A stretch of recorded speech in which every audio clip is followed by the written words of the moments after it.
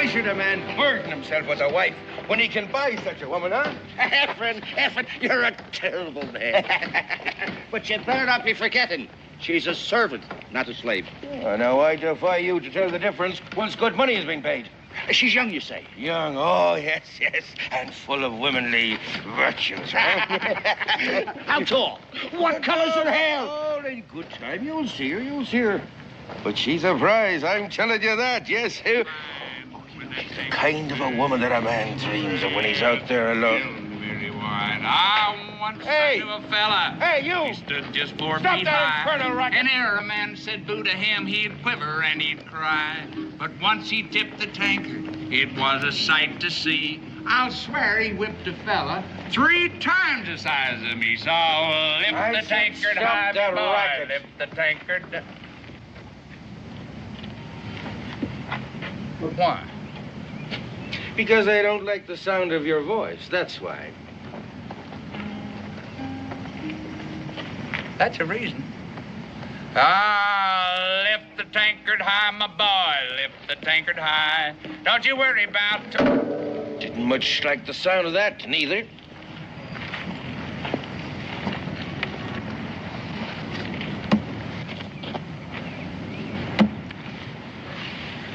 Josh, don't fight him. You don't stand a chance. I've seen him kill 6 men in brawls like this. I ain't gonna be the 7th. Don't be a fool. Just stand back. Here, hold my money, Ben. Hear ye! Hear ye! Hear ye! Hear ye!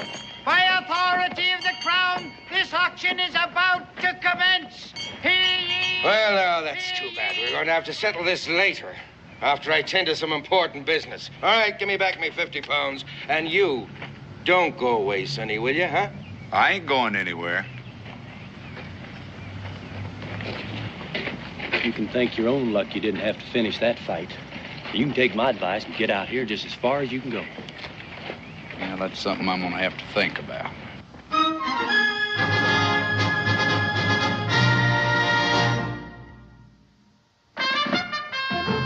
Daniel Boone was a man, yes, a big man, with an eye like an eagle and as tall as a mountain was he. Daniel Boone was a man, yes, a big man. He was brave, he was fearless, and as tough as a mighty oak tree. From the coonskin cap on the top of old Dan to the heel of his rawhide shoe, the rippinest, roaringest, fightingest man the frontier ever knew. Daniel Boone was a man, yes, a big man, and he fought for America to make all Americans free. What a Boone wanted to do and what a dream come true was he.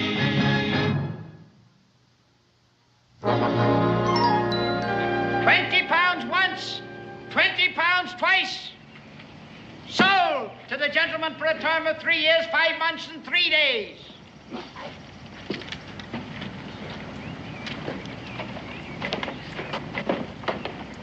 And now for something special. Here she is now.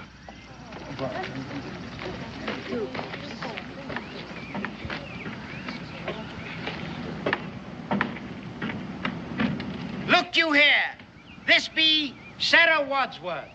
Now, you don't need my words to tell you what a buy she is. She's strong, she's educated, and she's pretty. You need a fat purse to get her riffing. Well, I have it. And besides all this, she's indentured for a term of 5 years, 2 months, and 15 days. The bidding will start at 25 pounds.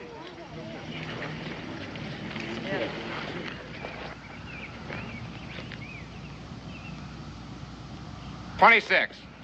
27. 28. 29. 30. 30 pounds. I have 30 pounds. Who'll say 31? 31. 32. 32 pounds. Who'll say 33 pounds? 33. 34.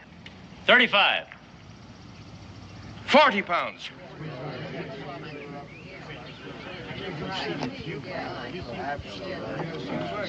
£40. Who'll say 41? All right, then. 40 pounds once, 40 pounds twice. 40 pounds and 1 pence.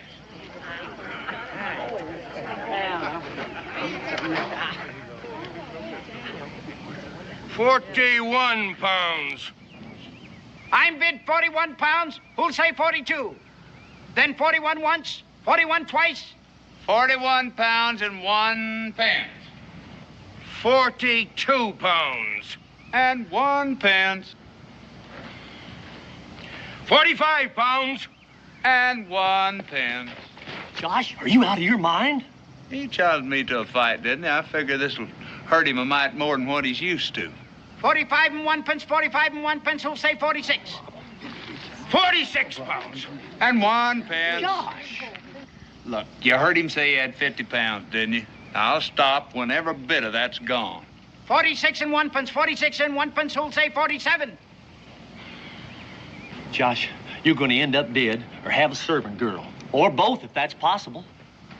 £47. And 1 pence. £49.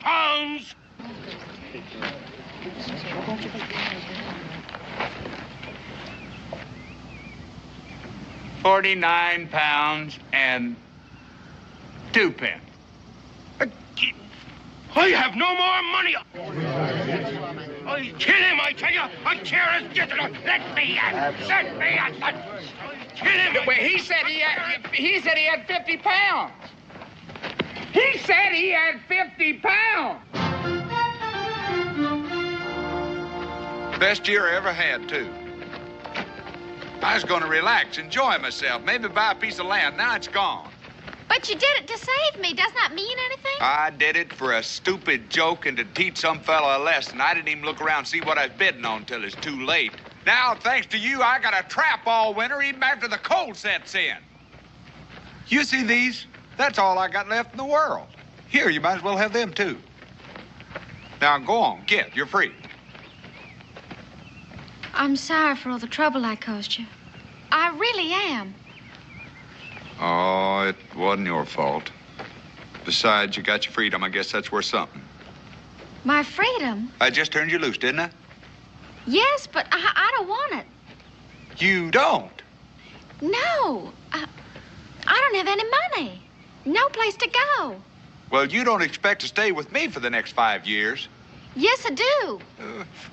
Tarnation. What kind of a fool do you think people think I am? Trapping in the wilderness with a servant girl lollygagging along with me. I won't be any trouble. I'll even learn how to trap. I can cook and I can sew. I'll keep your things neat. I don't want my things neat. You wouldn't sell me, would you? Of course I would if I could find a buyer. Oh, please don't. Please don't. I don't care what your reasons were for buying me. But that man that you saved me from back there, the way he looked at me made me want to die. People are like that all over, but you're different. I could see that. You're kind and you're strong. Oh, don't you see? I don't want to leave you. Now, there's going to be a way out of this. One way or the other. There's going to be a way out of this.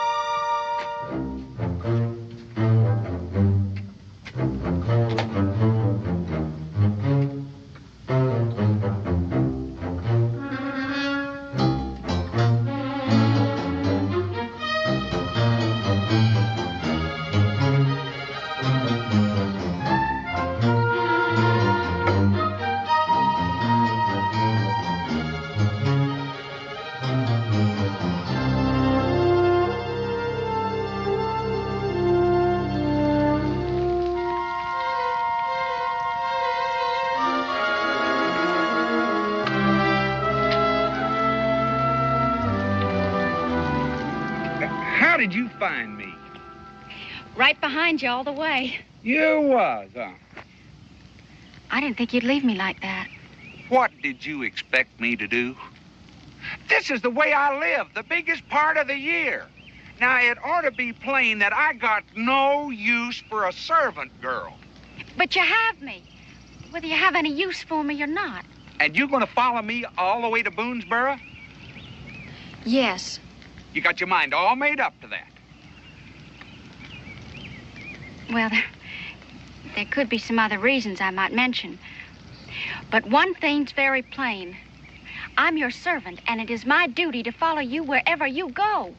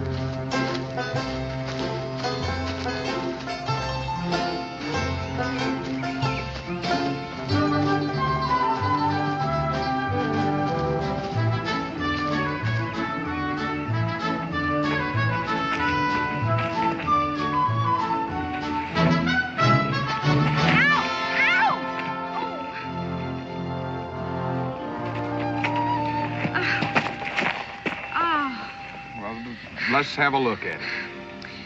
Well, just a scrape. It's not going to hold me back.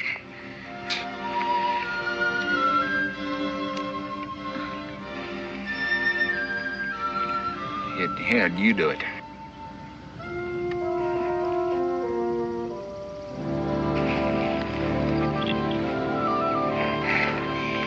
There. I'm all ready. Ready for what? To go on. Well, maybe you're ready, but I'm played out. You are? Gal, you are something different. I am? Well, I said you was, didn't I? Now, get a fire started by the time I get back. Where are you going? I'm gonna go get some more water. You're not going to leave me again, are you? If I was gonna leave you, I wouldn't leave all that. I'd just get busy.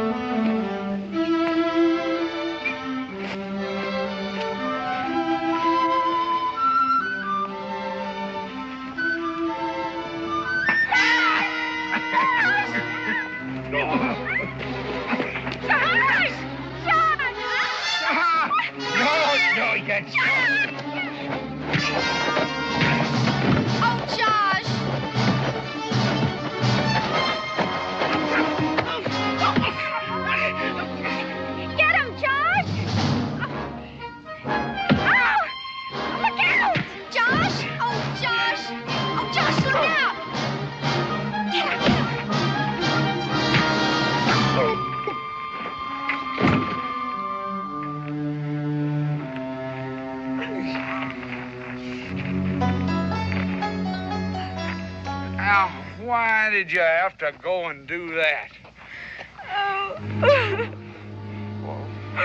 Well, I mean, I could have taken care of him. It's just we better tie him up. He'll get loose in a little bit, but we'll be gone by then.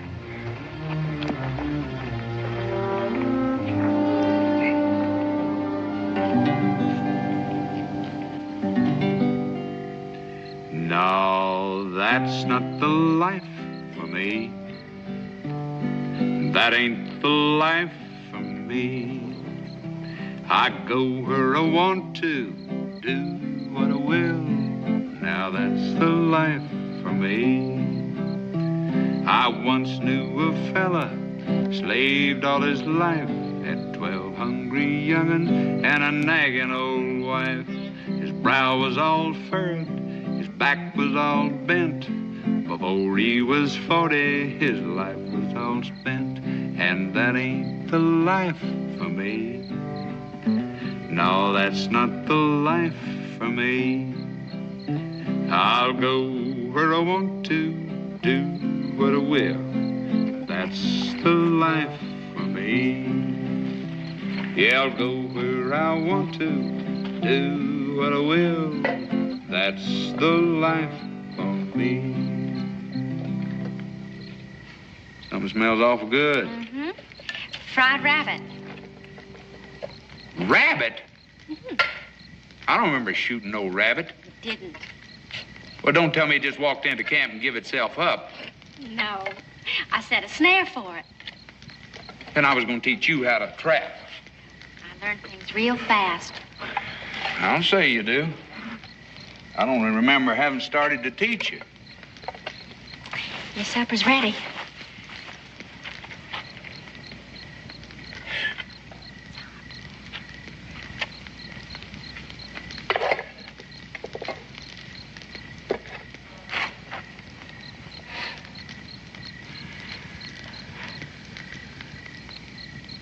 Ain't you gonna eat? It's not proper What ain't proper?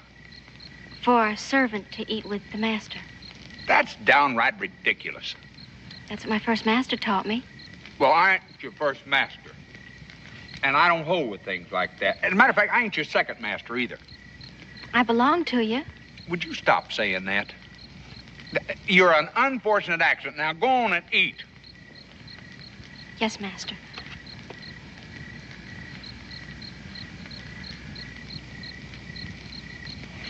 And stop looking at me like that. You could ruin a man's appetite. How was I looking at you? Well, kind of. How do I know how you're looking at me?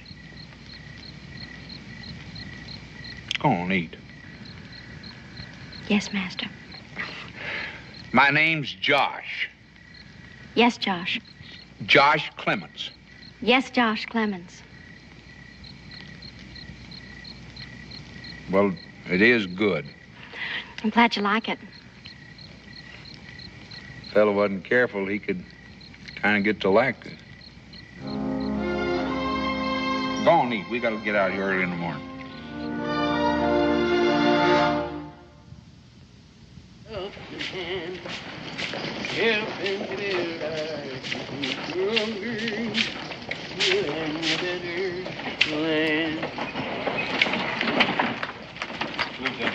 Afternoon. How do you do? We're heading north, but got some fixing to do on the wagon. Figured we'd stay over a day or two. Well, over there by the blacksmith shop would be a handy place. Put you close to the well. Much obliged to you. You're welcome.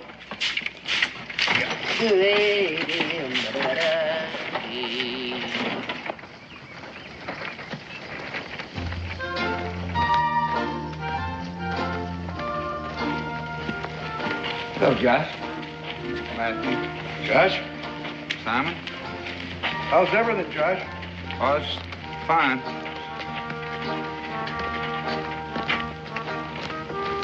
Come on, boy. We got work to do. Hello, Josh. Cincinnati. Coming in?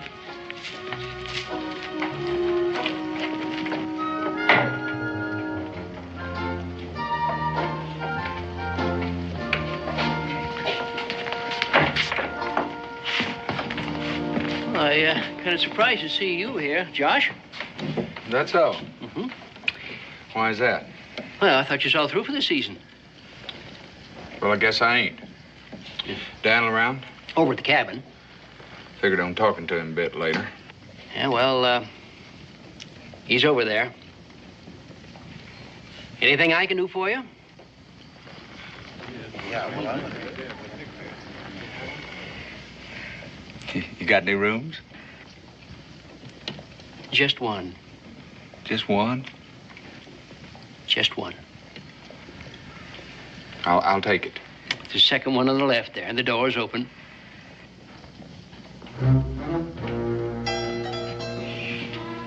I didn't know you got married, Josh.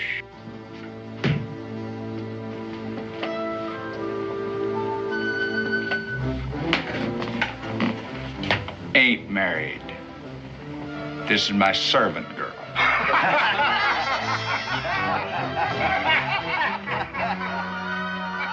I've gone and ruined everything for you, haven't I? Not yet, you ain't. That's why I'm gonna go see Daniel. He'll know what to do. Yes, sir, Josh, I'd say you have a little problem. Well, I don't see nothing so funny about it. I can't help but see the humor in it. I don't see why that girl has to wait outside. Because I don't want to hear him mooning and gawking over every word I say, that's why. Well, I think it's impolite. Well, it may be impolite, but I got a few things to talk over with you, and I want to do it in private. Well, what do you expect us to say? Well, you must have some ideas. Can't say that I do.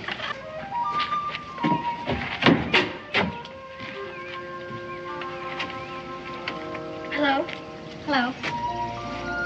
What are you doing? Waiting. My name's Israel. Mine's Sarah. You like raccoons? Never thought too much about them. They're fun.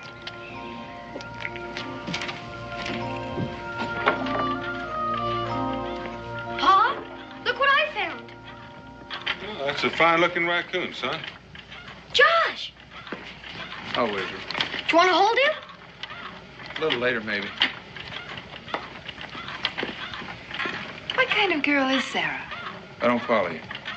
Well, I know she's young and pretty, but what's she like? Oh, she's kind of smart and hard-working and nice enough in many ways, I suppose. She likes raccoons, too. She does. Israel, we're trying to have grown-up talk in here. You suppose you could go outside until we're finished? Suppose so. Pa, isn't Sarah grown up? Yes, son, she sure is. Then why does she have to wait outdoors? Israel, do what your father says. Yes, ma'am. Bye. Bye. Josh, I guess what I'm trying to say is, how do you feel about Sarah? I don't feel no way about her. It's the way she feels about me is the problem. Well, how do you mean? How do I mean? She is out of her head in love with me is how I mean. You never seen nothing like it. If she wasn't so stuck on me, I guess I could sneak off someplace and leave her, but her feeling the way she does, I just couldn't do that to anybody. Well, that's why you haven't tried to sell her. Oh, all I gotta do is mention that, and she goes all to pieces. Oh, well, then you do feel something for her. Well, in a way, maybe I do. Nothing meaningful. I just don't want nothing bad to happen to her, that's all. Are you sure that's all? What in tarnation are you trying to say, Becky? All right. All right. Ever since you arrived with that girl, Boonesboro's been humming with gossip. Mm-hmm. Bunch of busybodies. Well, now, that's not exactly true, Josh. There are other people concerned about Sarah. No? Boonesboro's a small place, but we have certain customs, and we have certain moral ideas. They saying I ain't moral? Oh, of course not. You got to look at it from their point of view. A young girl, unchaperoned, living with a single man. Well, I just don't think it's going to be tolerated for very long. All right. What am I going to do? Well, that's the reason I want to know how you felt about Sarah. Seems to me that you have two choices open to you. Sell her or marry her. Marry her? Well, it's only my opinion. Well, I ain't marrying nobody. You hear? Nobody. Well, then, Josh, it seems to me like you better find yourself a buyer real quick. Now, I'm offering this here servant girl, Sarah Wadsworth, to the highest bidder. I brought her here to Boonesboro because you folks are given to be a bit kinder than most. And so she could find a good home to work out her indebtedness for the next 5 years. Now, you don't need to take my word for what a good buy she is, because you can see she's strong and educated and pretty. Oh, that poor girl. I never thought he'd do a thing like this. Doesn't Josh like her? Of course he does. Now, if you used to know what I paid for and what I'm willing to sell her for, then you'd know that the only thing that I'm interested in is finding Sarah a good home. So we're going to start the bidding off at £1. Sure don't seem like much. Well, if I had it, I'd sure pay it. £1. Do I hear £1?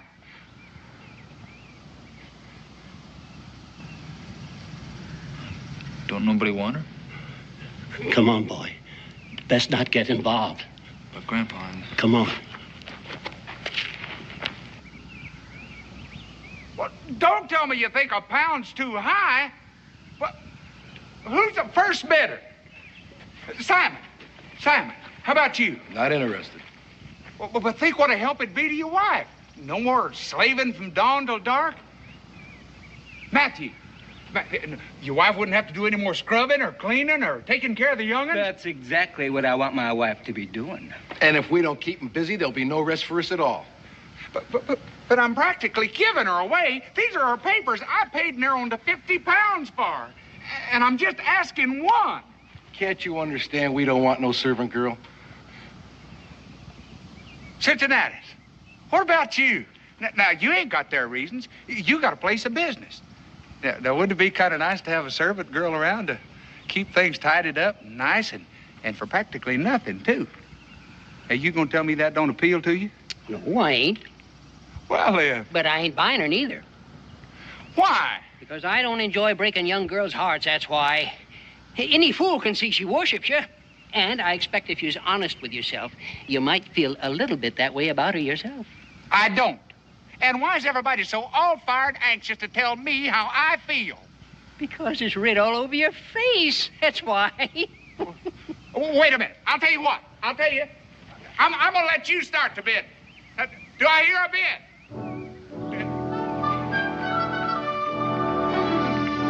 Wait, ain't anybody going to bid nothing?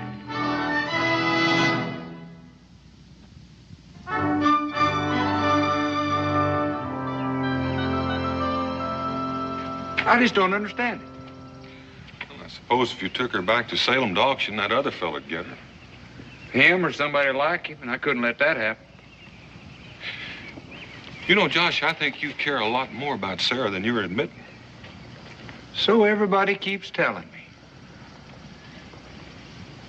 Sarah?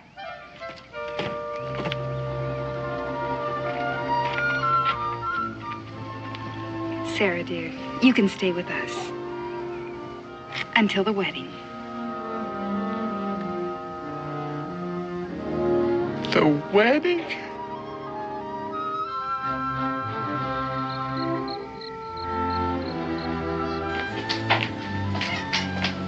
Sarah, you're not going out. I was only going for a little stroll. Well, that's not the safest thing for a woman to do alone. We're pretty much in the middle of the wilderness here. I know. I wasn't going to go very far, only to... To where Josh is. Yeah. I miss not being near him. I know his friends are giving him a party, so I won't disturb him. Well, that's all right. Josh is a mighty lucky man. But be careful. I will.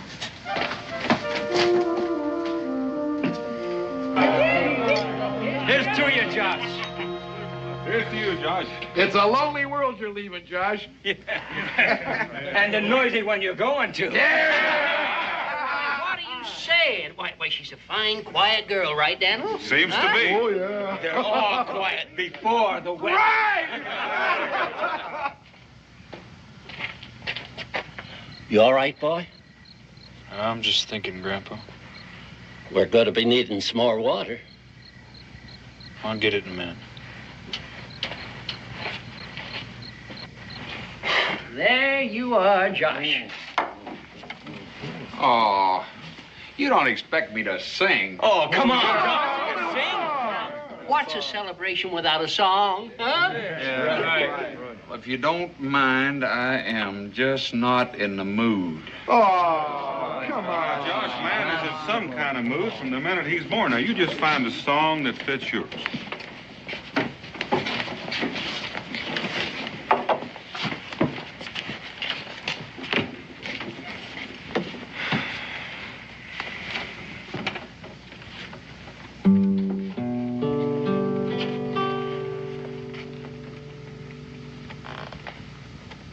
Man was born to be free as the wind, with the mountains and rivers and trees as his friend,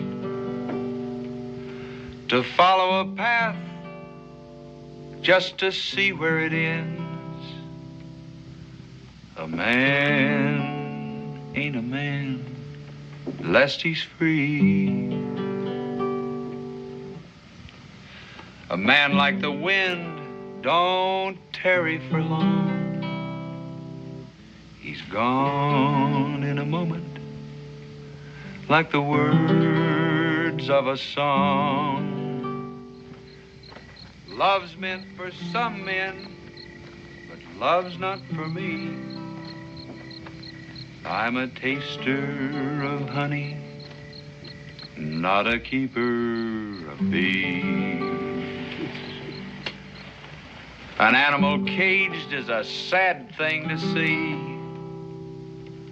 for God in his wisdom created him free.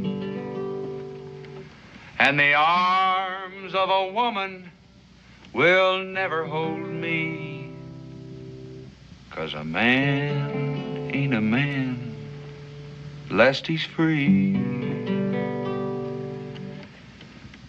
Yes, a man was born to be free as the wind, with the mountains and rivers and trees as his friend. An animal caged is a sad thing to see, for God in his wisdom created him free. Evening. Good evening. Just getting some water. Oh. Of a woman will never hold me, 'cause a man ain't a man lest he's free. Yes, man was born to be free as the wind, with the mountains and rivers and trees as his friend, to follow a path just to see where it ends. 'Cause a man ain't a man lest he's free.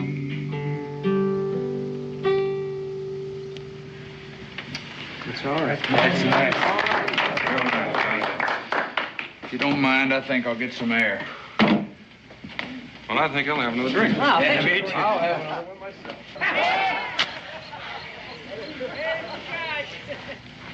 You following me again? I was just out for an evening stroll. And you, just happened to walk here? I'm sorry. Come on, I'll walk you to the cabin.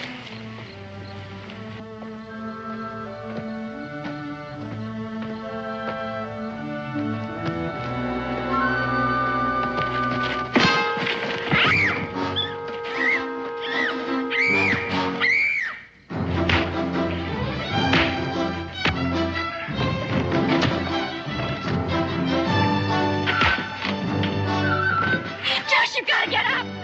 Get up, please!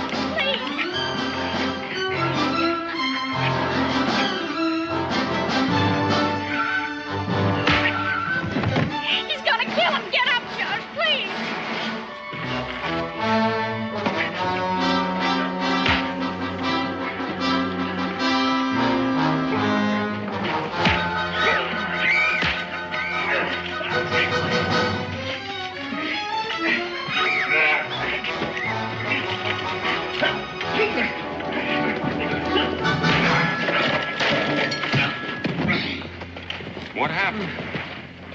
It's my old friend from Salem. Hey, lock him up in his storeroom. Come on, fellas. Bars. Are you hurt, boy? I'm all right, Grandpa. Are you all right, man? Yes, I'm fine. Thank you. That better? Yeah, it'd be a whole lot better when you get that full. Where's Sarah? Outside tending that young feller. You want to see if she gets home all right? Mm-hmm. All right. Line them up in front of me, Cincinnatus, and keep them coming. I got a whole lot to think through. That hurt? Yeah, I guess a little.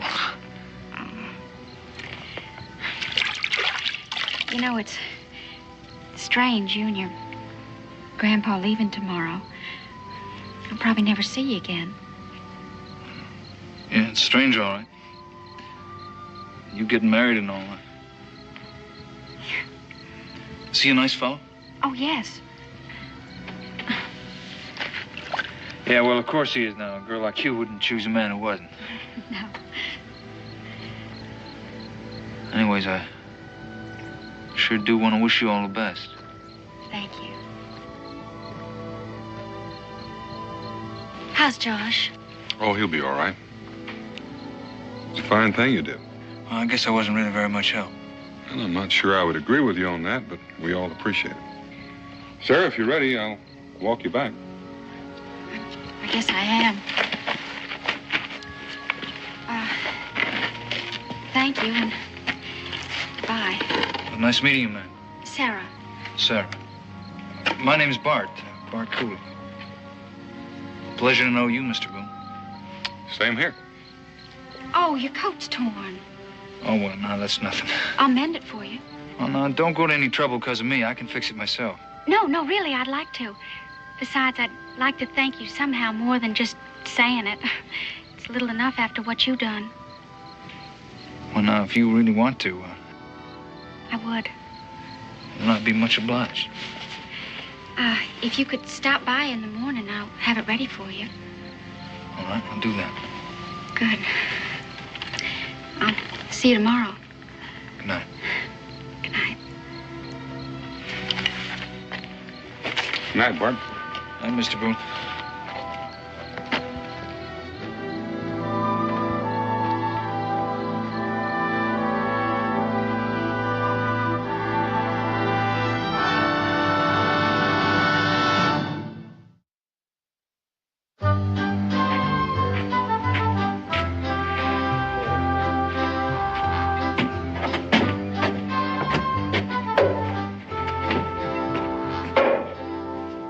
Josh, you look terrible. You would, too, if you'd spent a night in a tree. Where? Well, what were you doing up in a tree? I don't know. That's just where I was when I woke up. Wait a minute, I'll get you something. You know, in a way, I resent that guy interfering the way he did last night and helping Sarah out and all. Why? Because if it hadn't been for him, my problems with that girl would be over. She just wouldn't be here no more. Josh Clements. Soft, Becky, soft. Here, drink this. Drink it all down. One big gulp.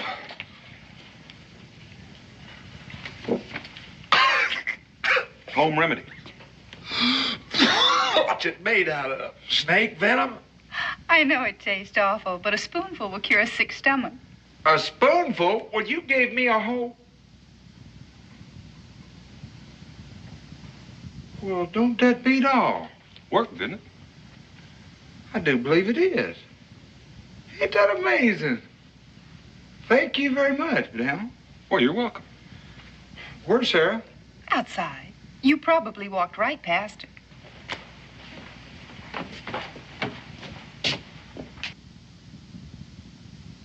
So she is. You know, I guess I could do a whole lot worse. Either she's trailing me around like a puppy dog or sitting out there dreaming about me. Why don't you go out and say hello? She's probably worried about you.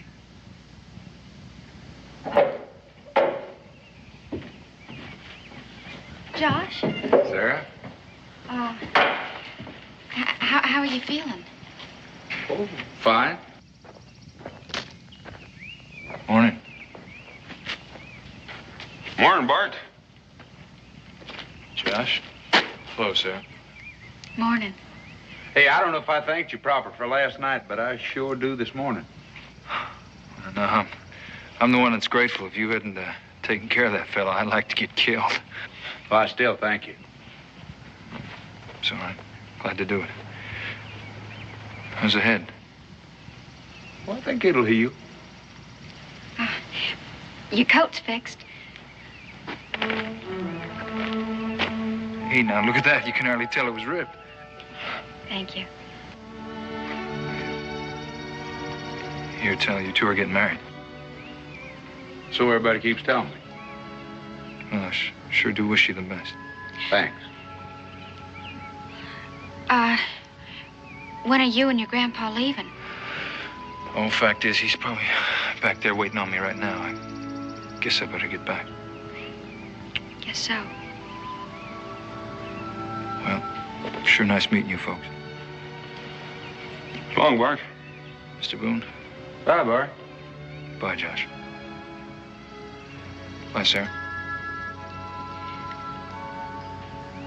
Goodbye.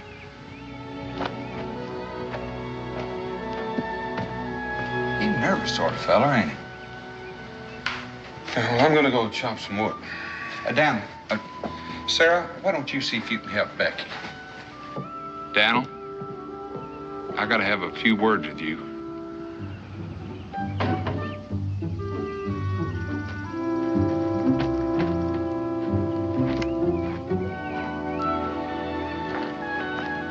Well, for a fellow that's so anxious to talk, you're sure not doing much.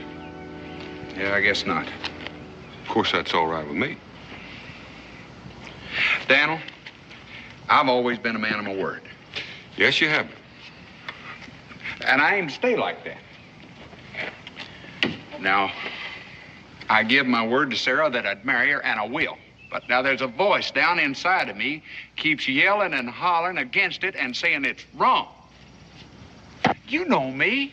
I'm a man of the free outdoors. Always was, always want to be. And a wife to me, it just don't seem natural. Daniel, can you think of any way out of this thing? Josh,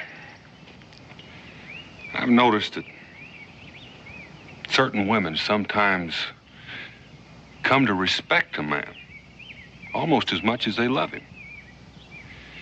And women are kind of funny. Sometimes they'll give up the most important thing in the world to them if it's right for the man.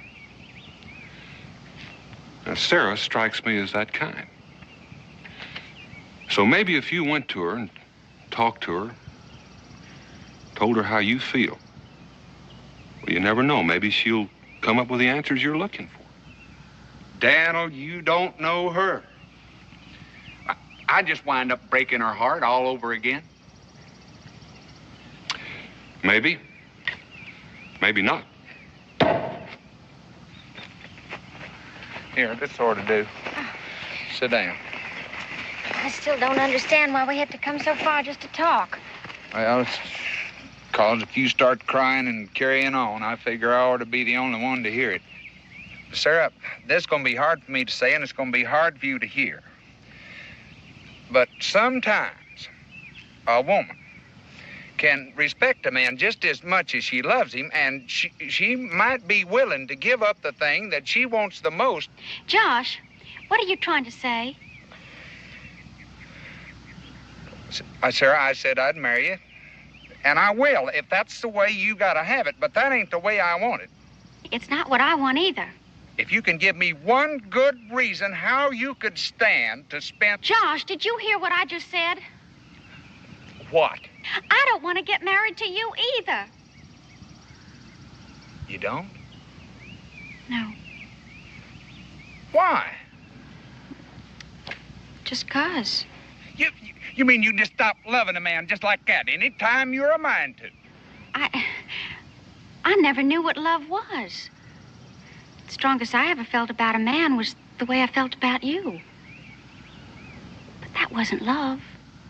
Boy, you beat all. Now, I don't understand what you're getting so angry about. You don't? No. I mean, after all, if I don't love you and I don't want to get married to you, well, isn't that what you wanted all along? Well, yeah, but a man don't like to have his pride stomped all over. Oh. I'm sorry. You're sorry. Well, we're right back where we started. I can't sell you, and I can't turn you loose. Well, that might not be so true anymore. What do you mean? Bart and his grandpappy are going north. And I thought, well, maybe that they might be willing... Uh-huh. Bart, I knew he'd been acting awful nervous. Be mighty proud to help the young lady out, but we don't have no money. I kind of figured that. That's why I brought Daniel and Becky along as witnesses. I guess you wouldn't mind having Sarah along on the trip, would you, Bart? Well, now, Josh, you know I wouldn't. How much you figure she's worth? Well, I don't... Know what I paid for her? Near 50 pounds. Huh? If you had 50 pounds, you think she'd be worth it? Well, now, sure I would, but I don't have You're any... a pretty fair shot with a rifle. Come here.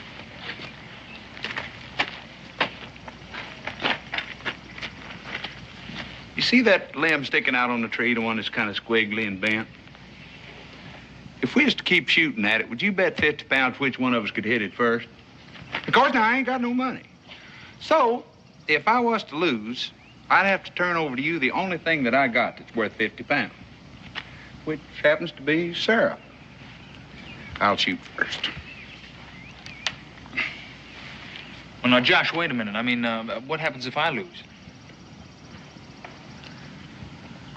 Somehow, I just don't think that's going to happen.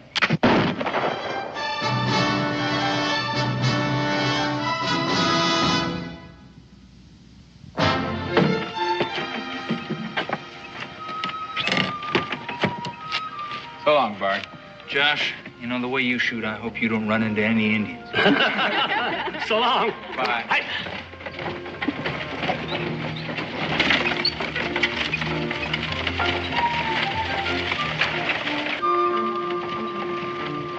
Josh, I gotta hand it to you. You did a fine job solving that problem. Thank you, Daniel. I hope my next problem will be easier. I got to spend a couple of months trapping just to make up for what I lost. It'll be lonely around here without you. I thank you, Becky. Not half as lonely as where I'm going to be. Well, you forget. You're used to it. I guess so. Josh, I wonder, could I ask you something? Becky. Do you have any regrets about giving up Sarah? Becky, I don't exactly know. There's some things in life I reckon a man ought to be pushed into. For his own good, you might say. But I don't think marrying Sarah was one of them. Still, was she pretty. Of course, now, wasn't nothing I decided. I mean, if she'd want to go on to the wedding, fine. You know what? I guess I ought to be thankful for the fickleness of women. Not all women, Becky. Just certain ones. You take care of her, because she's reliable. I'll do that. Oh, it's a single life for me, and happy I will be. Now I may have to trap for 6 more months, but single I will be. Yes, a single man I'll be, happy and I'm free. Now I may have to trap for 6 more months, but single I will be.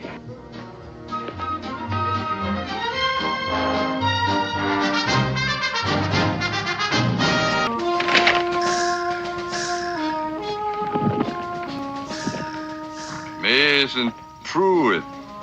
$100 gold.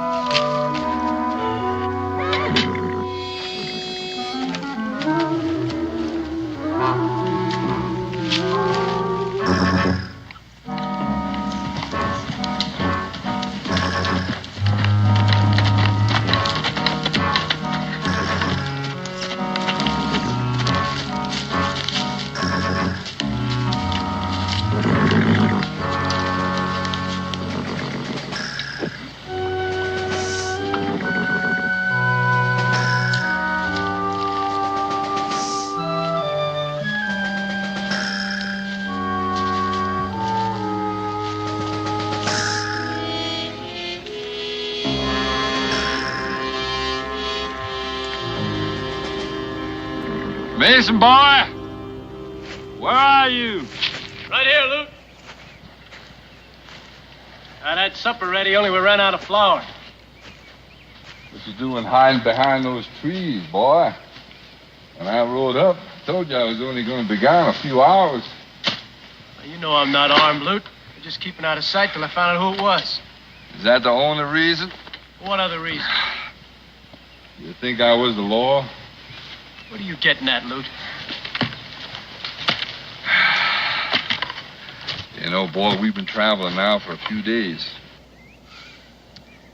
And I picked you up and let you come along with me because I thought you needed help. Just when I was getting fond of you, too.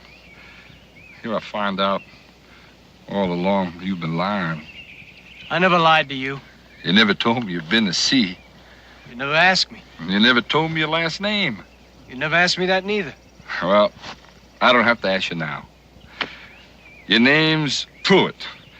And you want it back in Norfolk for desertion and stealing. All right, Luke. I jumped ship, that much is true, but I never stole. You know a slave called Solomon? Where'd you hear of him? Town this afternoon. I asked you if you knew him. Yeah, he was cabin boy on that ship I was serving on. If anybody stole, he did. I kind of knew you try to put that on someone else.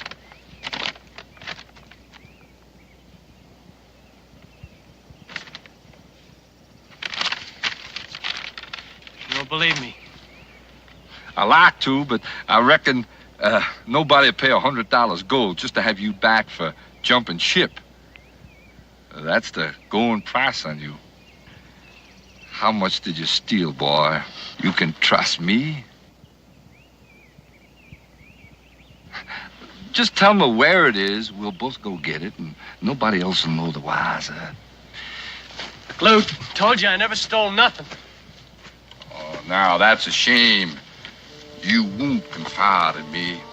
What do you mean? I mean I'd be shirking my duty as a law-abiding citizen if I didn't turn you in. Don't try to jump me, boy. I'd regret to do it, but I'll shoot you if I have to. You're a bounty hunter. I've been known to dabble in it when the price was right. You call me a liar. Tell me you're a trapper and we're going to rendezvous with some of your friends. That much is true. 2 or 3 days, we're going to rendezvous. And I am a trapper. But there's no trapping in the summertime, and a man's got to turn an honest dollar when and how he can. All right, Luke. You hold all the cards, I guess you win. That's what I call being real sensible, boy. Go on, grab yourself a mouthful of coffee. And we're going to talk about where it is. Did you hide it around here? Maybe you were around here next to that tree? Hmm?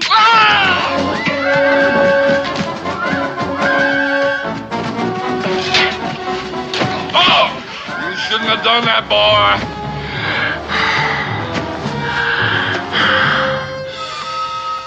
I'll get you for that, boy! I'll get you, I swear! I'll get you for that, boy! Daniel Boone was a man, yes, a big man, with an eye like an eagle and as tall as a mountain was he. Daniel Boone was a man, yes, a big man. He was brave, he was fearless, and as tough as a mighty oak tree. From the coonskin cap on the top of old Dan to the heel of his rawhide shoe, the rippinest, roaringest, fightingest man the frontier ever knew. Daniel Boone was a man, yes, a big man, and he fought for America to make all Americans free. What a Boone wanted to do and what a dream come true was he.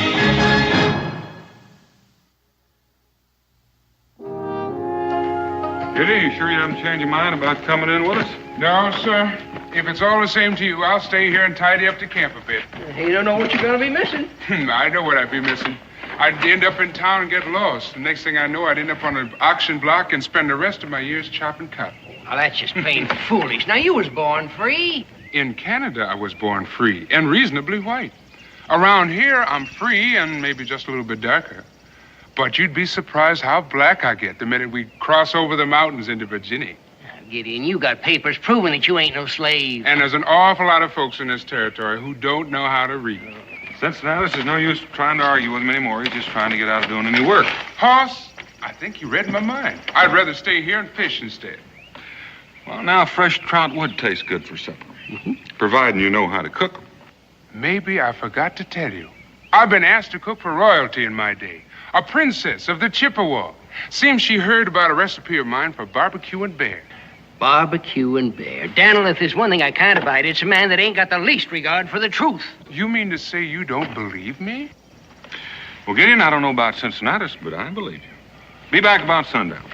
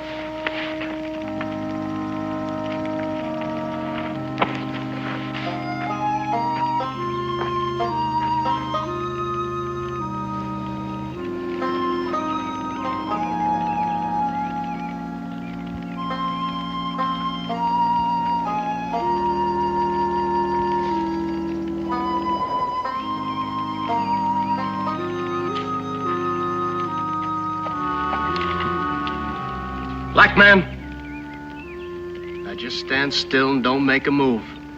I don't want to kill you unless I have to.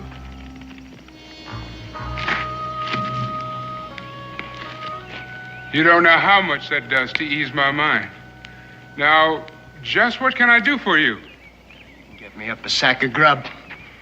Well, shucks, if you're hungry, you don't need that gun. If you rest yourself for a bit, I'll cook up these trout, and there's enough for both of us. When I tell you to do something, black man, you do it. Now get me up some grub. Anything you say. My old pappy told me never to argue when I'm looking down the muzzle of a gun.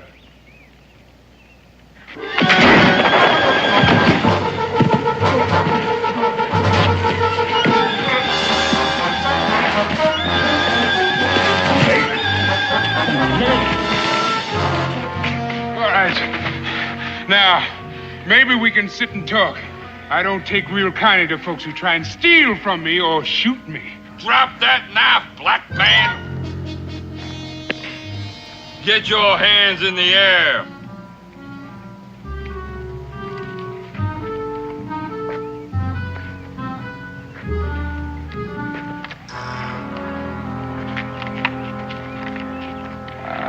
Now. Turn around real slow.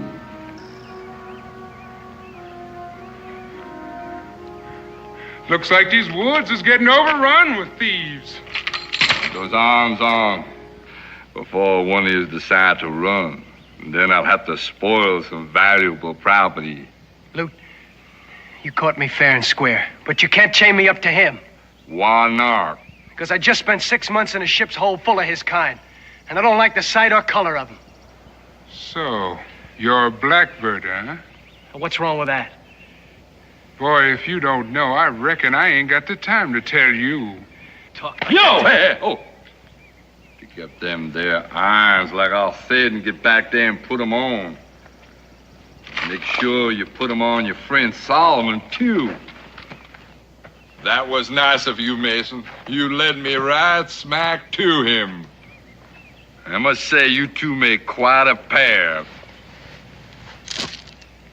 I don't know who you are, and I don't know who this Solomon is, but whoever he is, I ain't him.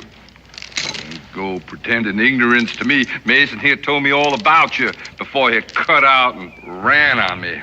I already told you before I never heard of no Solomon, except the one they mention in the Bible. My name's Gideon Choctaw. I was born free in Canada. In fact, I got my papers right here to prove it. Here, you read these papers, mister, and you see just how wrong you are. Don't you pay him no mind, Lute. You're right. His name's Solomon. I came here to meet him.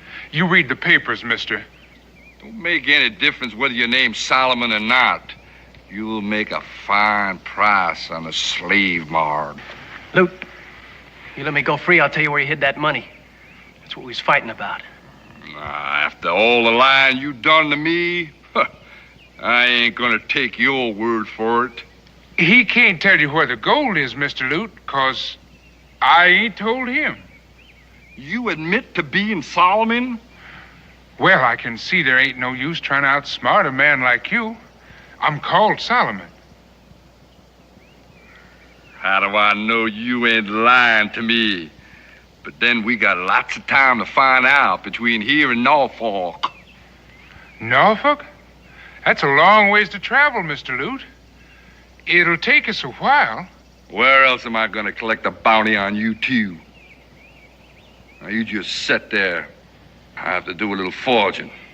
Might need a little more grub before we get to go where we're going.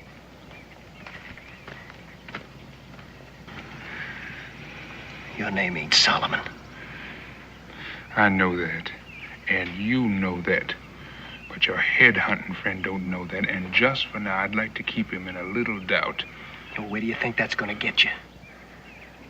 I'll think of something. Double-cross me if you can. If it's to my advantage. Don't you ever try, because if I get out of this... If you do get out of this, I'll get out of it too. And you stay clear of me, boy, because I don't care for your kind any more than you seem to care for mine. You trying to scare me? I don't reckon that would take too much, because you're all mouth and no backbone. I'm going to get you for that black man. Mason, don't you ever lift your hand to me, boy, or I'll eat you before breakfast.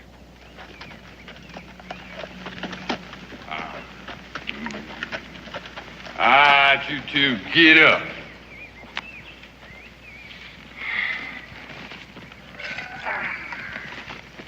You got cornmeal, you got ham, and you got a layer of bacon.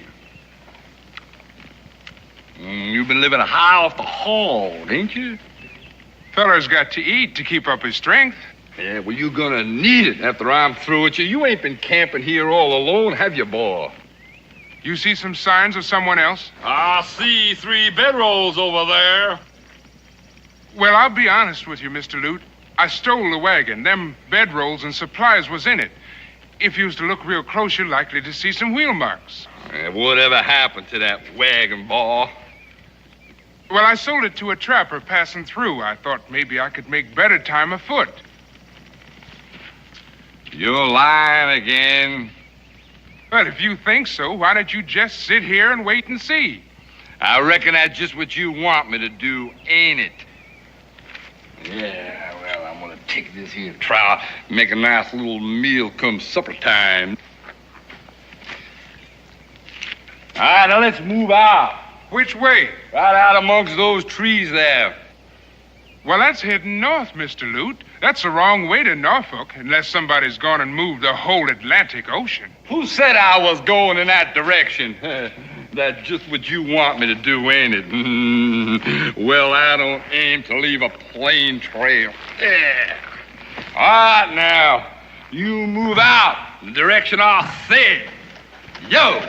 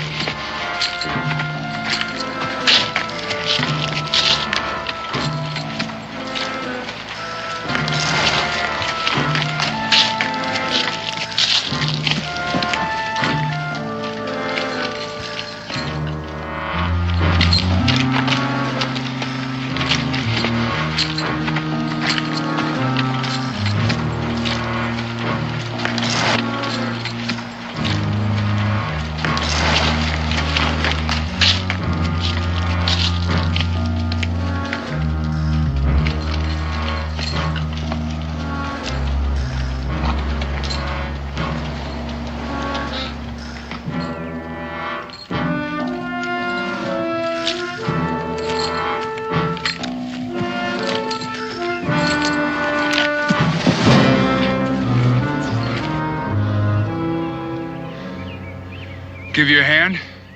I don't need any help from you. Time might come. And when it does, you'll ask. Now get up on your feet. Here comes the man. Boy's up to. Now move along.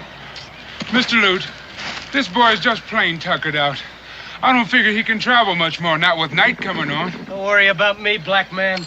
I ain't worrying about you. I'm worrying about me. The way you keep stumbling and falling all the time, you have to break a leg for both of us.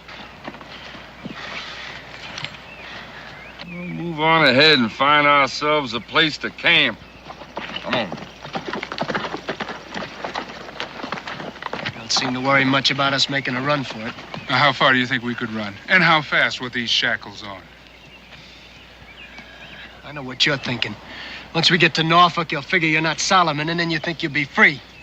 Your friend Lute already answered that. He'll put me on the auction block. He ain't no friend of mine. He just pretended that till he found out there was a price on my head. Well, how much of a price? $100. It's a nice round figure. I've known men to get sold for less. And I never even done it. Well, let's get along before he comes back looking for us.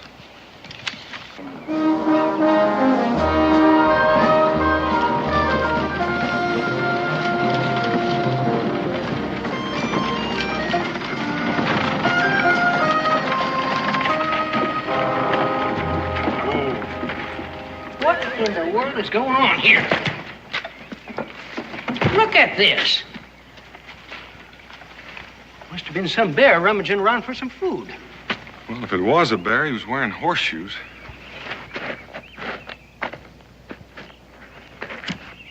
Did you find something, Daniel? Gideon's papers. No. Looks like he was right. There are some people in the territory that can't read or don't bother to.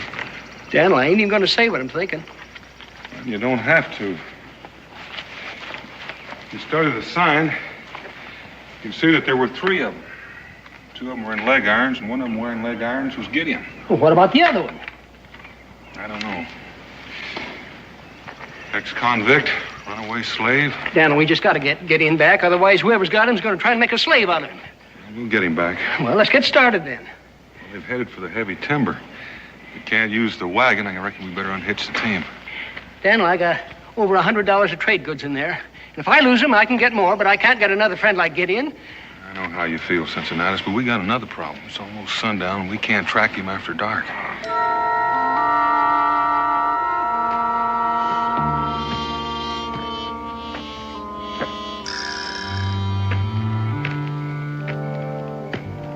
Get up.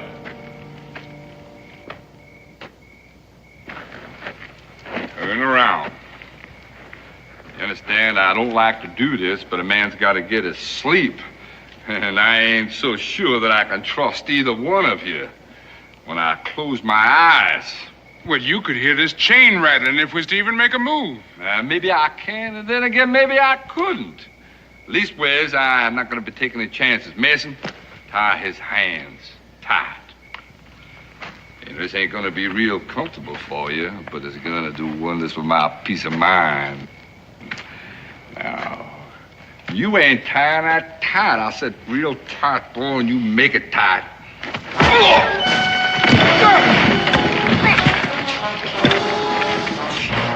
Ouch! Ouch!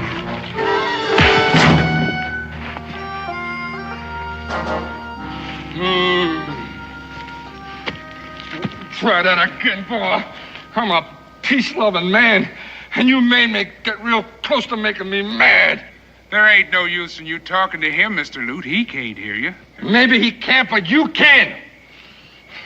And don't you get any cute ideas about taking me, because that ain't going to be a patch of what I'm going to do the next time. When I decide to jump you, Mr. Lute, I'm going to get the job done real fast. Just say when. I will say when. It's a long ways from here to Norfolk, and it stands to reason you going to get a little careless. Don't depend on it, Bar. Now, you take Mason and drag him to that tree, quick, or I'm going to lose my patience and bust you one right over your head. I like to be a peace-loving man.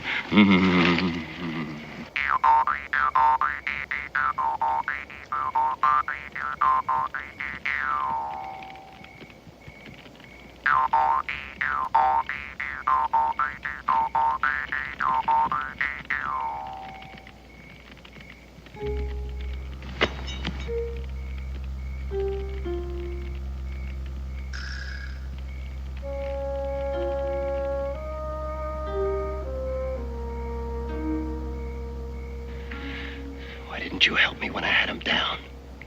We could have got away. With these irons on. He's got a key.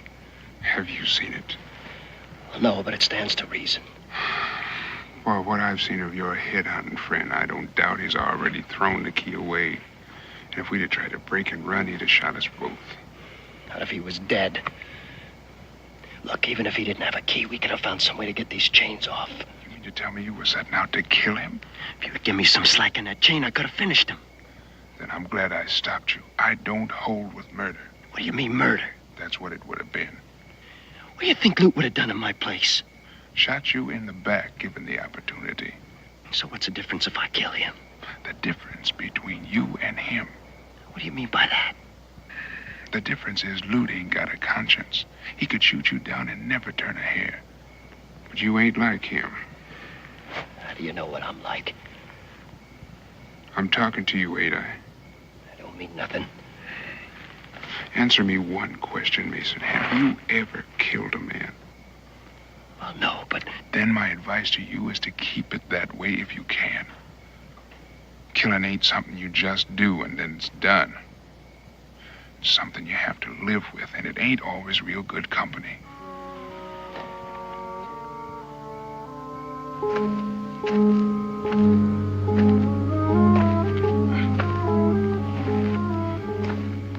Cincinnatus?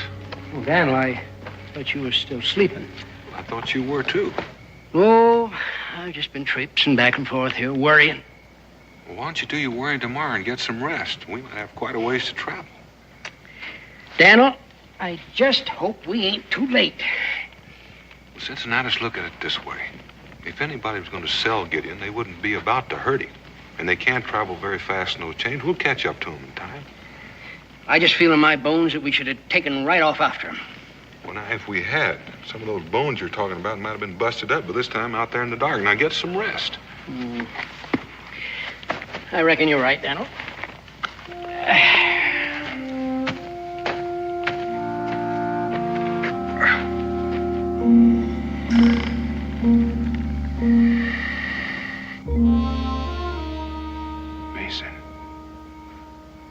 Mason, are you sleeping?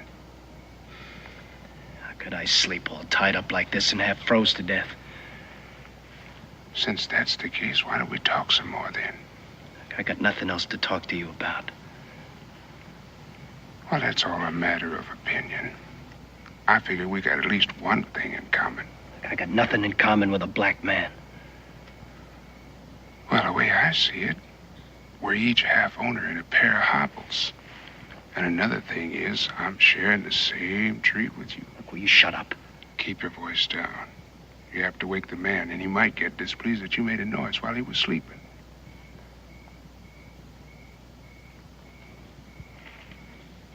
Is it just me you don't like, or is it my color? Well, it's your color, for one thing. That's interesting. 'Cause sitting here back to back, you can't even see me. Look, I know you're black. And I don't like blacks. Then that's why you set out to be a slaver. Who said I set out that way? As I recall, it was you that said it. But that ain't what I said. Well, how come then you were on a ship with a whole black cargo? I was drinking in this waterfront saloon. And when I woke up, I was on my way to Africa. Does that answer your question? I do believe it does. Your only trouble is you got a guilty conscience. Well, if Solomon hadn't stole that money, I wouldn't be in trouble. And Solomon was black. So you got to hate me for it. Now, you take your friend Lute over there. Look, he ain't no friend of mine. He's no friend of mine either. In fact, I downright dislike him. Also, he's white. And you're white, too.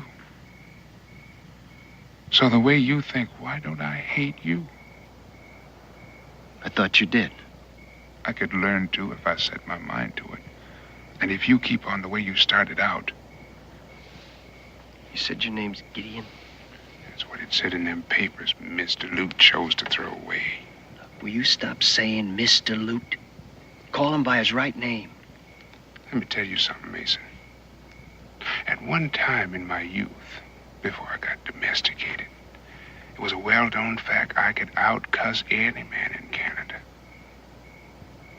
I remember the words, and I'm still cudgeling them in my brain. But I can't for the life of me figure out how to call anyone like Mr. Lute by his right name.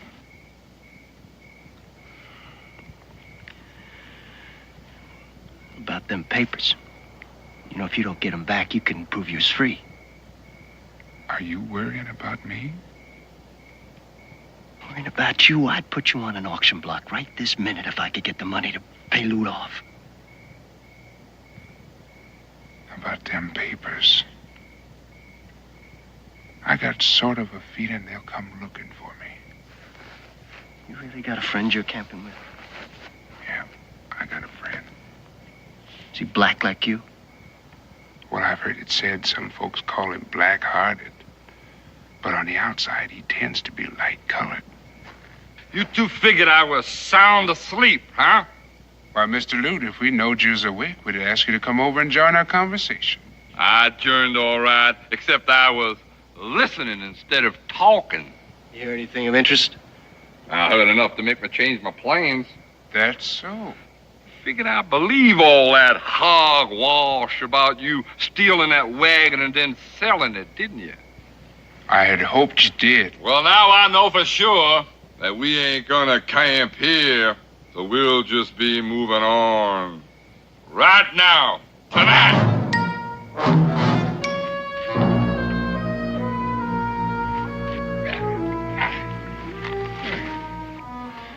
You're not the most stupid man.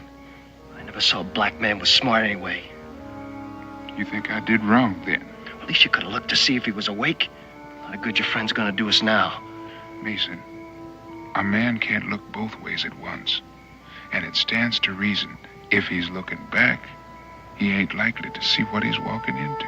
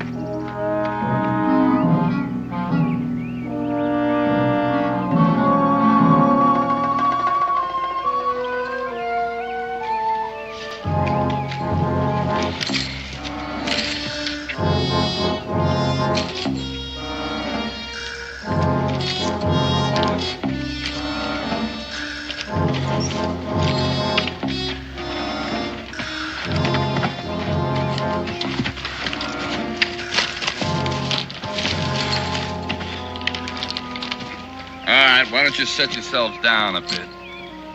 I'm gonna go back there and check out everything. But I'll be watching you. Don't forget now.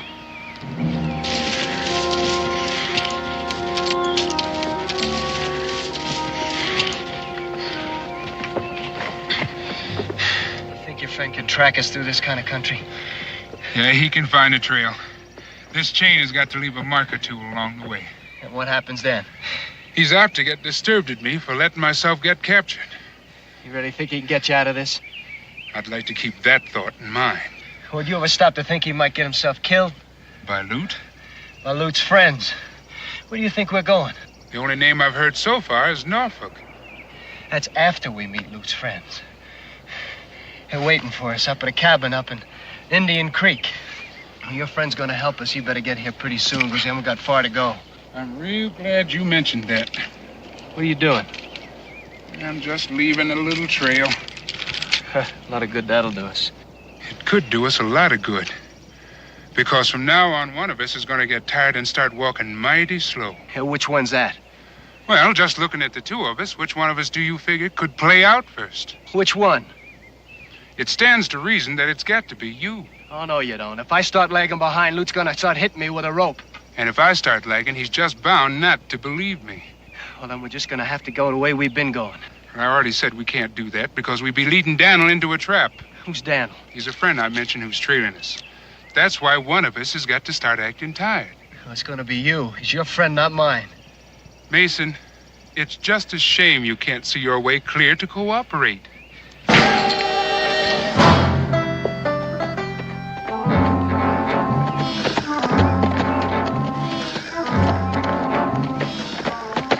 You two boys, get up. What's wrong with him? He's tired. I'm gonna tell you something, boys. I'm getting plumb tired of you two always playing tricks on me. Now, will you tell him to get up? Mason, get up. You see, the poor boy just can't move. He's plain old everyday fainted from the heat and climbing the hill and dragging all these chains behind him. Mason, boy, will you get up before I run out of patience and put a hole clean through you? You wouldn't take my word for it, would you? What am I gonna do? $100 worth of bounty lying down there and your friends pushing me from behind? Well, the way I see it, Mr. Lute, you could let him stay there until his strength starts coming back. Let your friends catch up with me? I ain't gonna do it.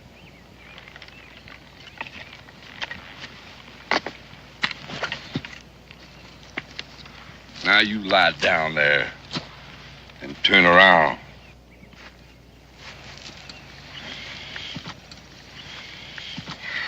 I reckon a little water will revive him.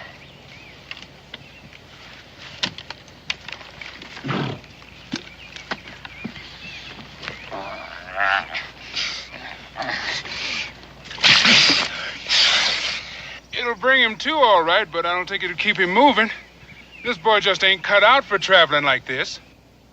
You got a better way?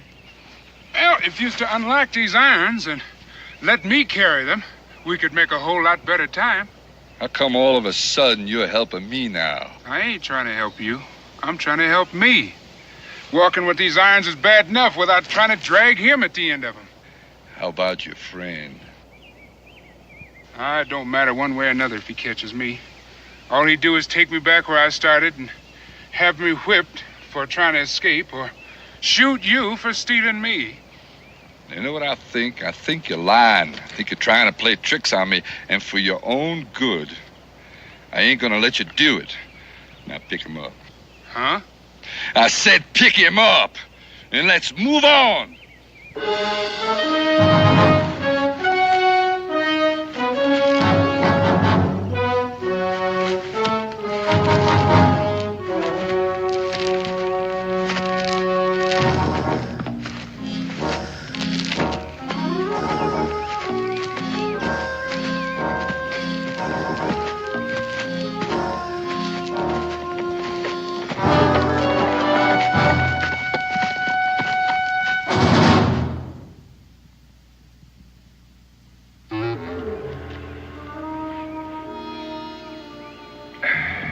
Camped here a while last night. The ashes are still warm. We may just catch up with him tonight, but if that slaver figures we're tailing him. Well, why should he think that? He's got to figure out that Gideon wasn't camped alone and that sooner or later we'd come after him. Well, which way do you think they're headed? We're never going to find out standing here. Come on.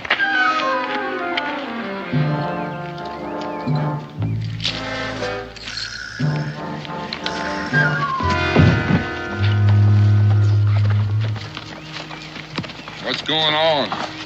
How do you expect me to walk when this boy's so weak he keeps tripping me? He can't hardly put one foot in front of the other with all this weight. All right. Unlock him. Take the shekel off his foot and put it on your foot. And then throw me back that key. And no tricks, boy. Come on, you can hurry fasten that boy. Let's go. Let's have that key. Come on. I'll take this rope, tie his hands good and proper.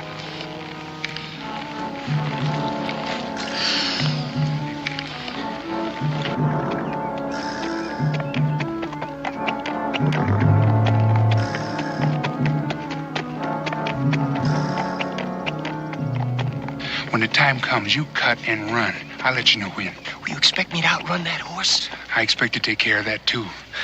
And what happens to you? Well, I'll still be walking and toting this iron I got draped on me. Oh, you expect me to come back and help you when I get free? Well, the idea had crossed my mind. What makes you think when I get free I'm going to come back and help you? Well, neither one of us will ever know that until the time comes. Will we? What are you two talking about? Just passing the time of day. You're plotting against me, ain't you? Thinking up some plan to get away, right? Why, Mr. Lute, why would you think that? Why, Mason here's so tired I don't think he could run. And besides, he wouldn't want to be out here in the woods all by himself with both his hands tied. And as you can see, I couldn't travel too far or too fast with these chains on. Now, you listen, Blackbird, you listen good. I ain't about to kill Mason. He's worth twice as much as you are. Besides, he's white. You give me trouble, I don't mind killing you. Now, move out! Quick!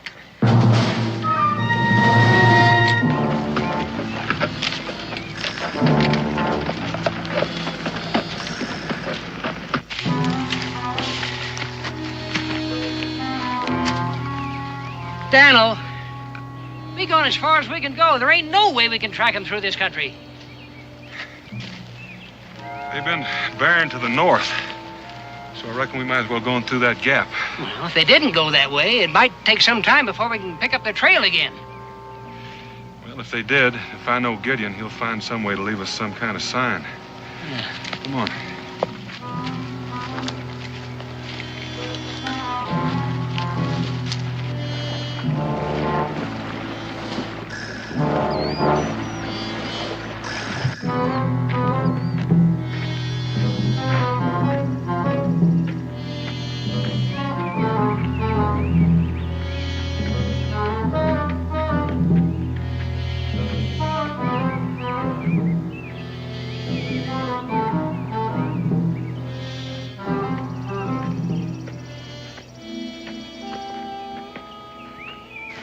In Cincinnati, we haven't lost the trail yet.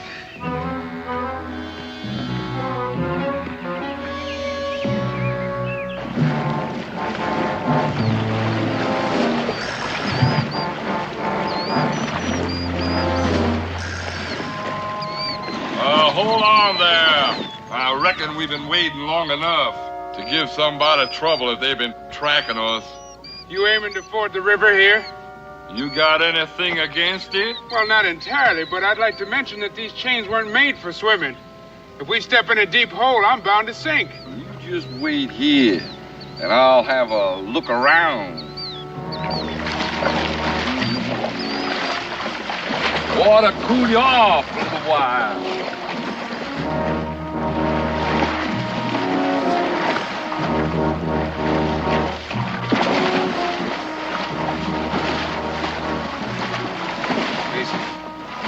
Time has come.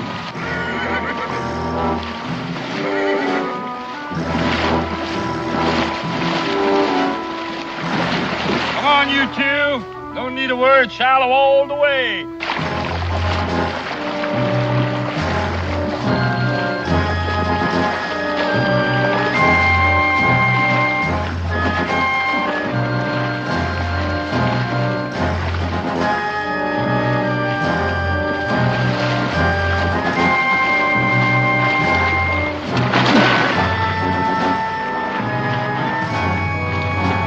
what's wrong there? Run, Mason, run!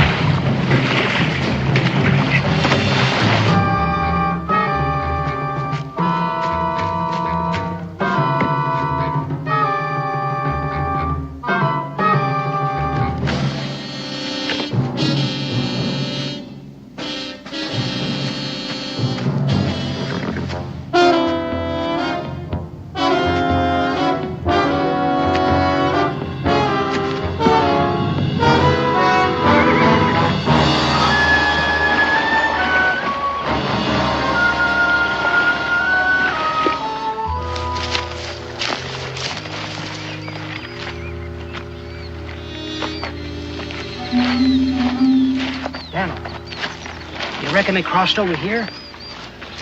I don't know. It's a good bet they took to the stream to throw us off the trail. Well, that ain't gonna help much.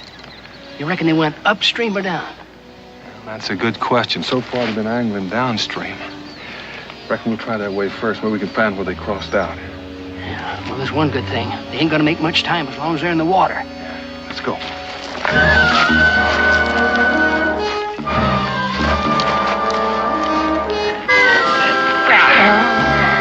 What I should have done was let you drown instead of dragging you to shore.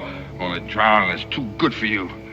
Besides, I gotta get my money back. You already cost me $100 on the hoof and made me lose my horse. At least Mason got away. He did, but if you figure he's gonna come back to help you, you better think again. He's not the kind. Turned on me the way he did after I befriended him. Besides, I wasn't gonna turn him in unless he wouldn't tell me where he hid that money that he stole.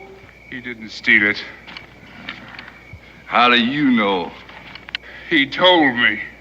And you believed him, just like you believed that he was gonna come back and help you. I reckon that's up to him.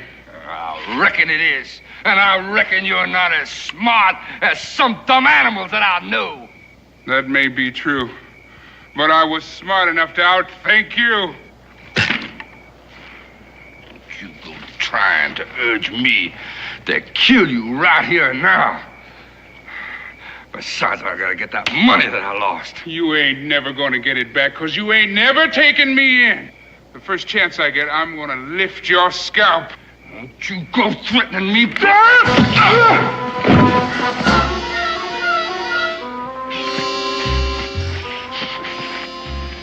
No, you don't. You thought you tricked me into getting me mad, didn't you? Well, I outsmarted you. 'Cause there's nothing that you can do to make me cut your throat. But that doesn't mean to say that I can't teach you to go around not kicking people. See, that ain't so nice. So I'm gonna strap you till you wish that I had used my knife.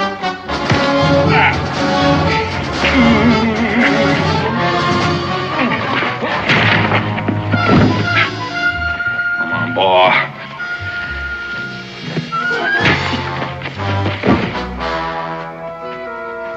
I warned you, boy, but you didn't pay me no mind. And now you've gone and made me mad. I don't want to cut you, but it just seems I can't trust you anymore. Mr. Lute. Ah!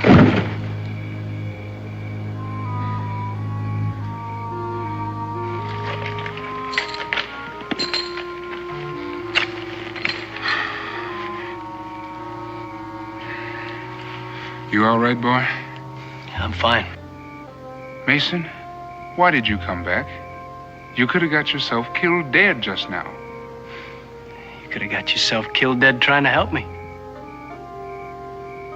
That makes us even then.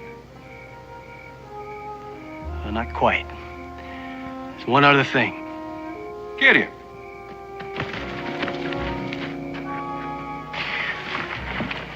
Here's your friends? Yeah. Hoss, you and Cincinnati sure took your time getting here.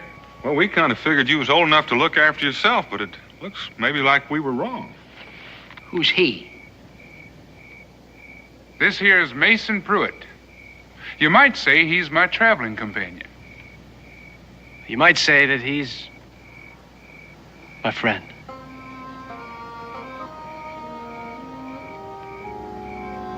Well, that's the other thing. Well, if you're a friend of mine, why don't you cut me loose so I can start explaining how I come to get myself tied up like this?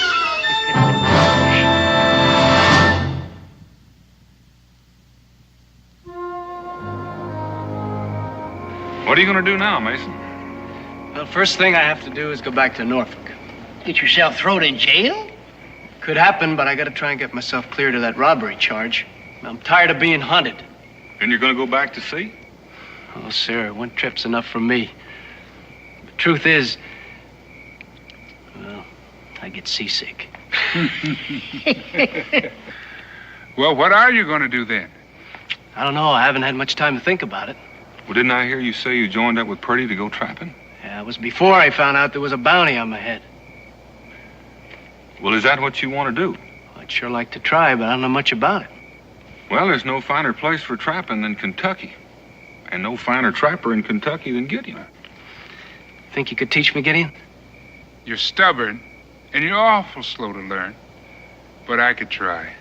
You just look me up when you get back from Norfolk. Well, I guess it's all settled then. Not all of it. What are you going to do with him?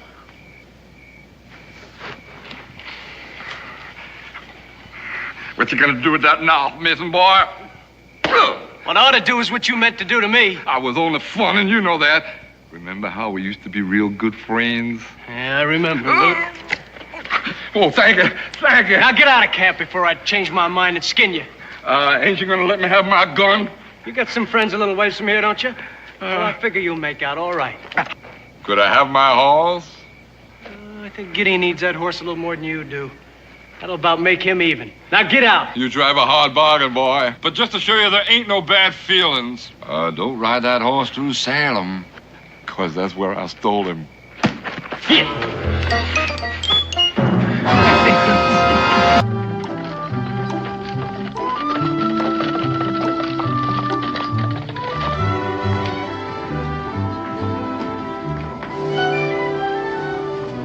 Oh, Mr. Scott. A letter just arrived for you by special messenger. Oh. You go on in, Dan. I'll be along in a moment.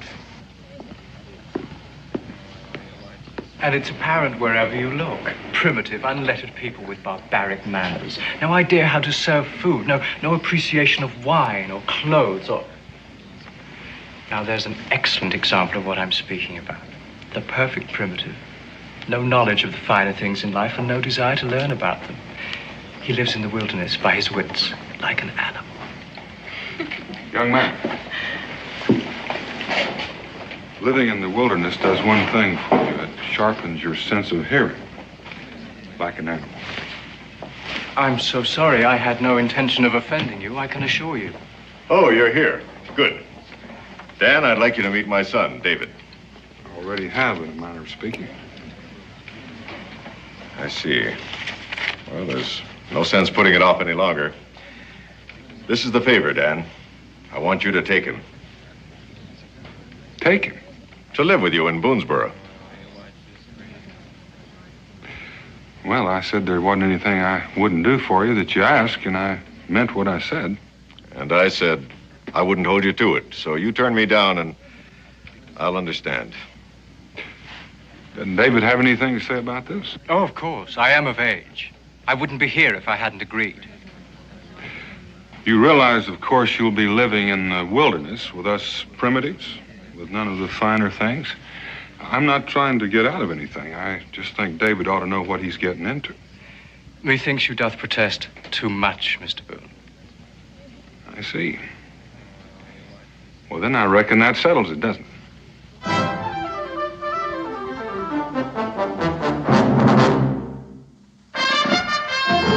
Daniel Boone was a man, yes, a big man, with an eye like an eagle and as tall as a mountain was he. Daniel Boone was a man, yes, a big man. He He was brave, he was fearless, and as tough as a mighty oak tree. From the coonskin cap on the top of old Dan to the heel of his rawhide shoe, the rippin'est, roaring'est, fighting'est man the frontier ever knew. Daniel Boone was a man, yes, a big man, and he fought for America to make all Americans free. What a Boone wanted to do and what a dream come true was he.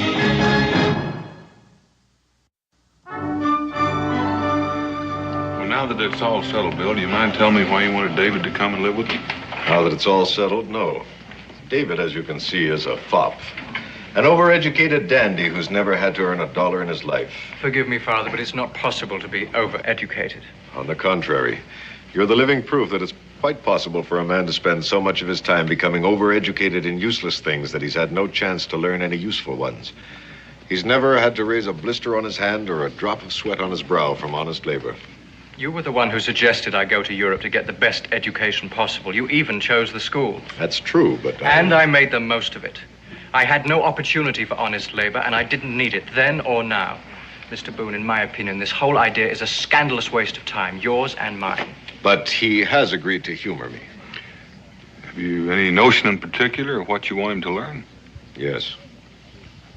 I want him to earn the things he now takes so lightly for granted. I want him to learn what it's like to bend his back over a pick and shovel, to fell trees and cut and shape them for a house, to walk a 60-mile trap line in rain and snow, to shoot his food and skin it for the clothes on his back.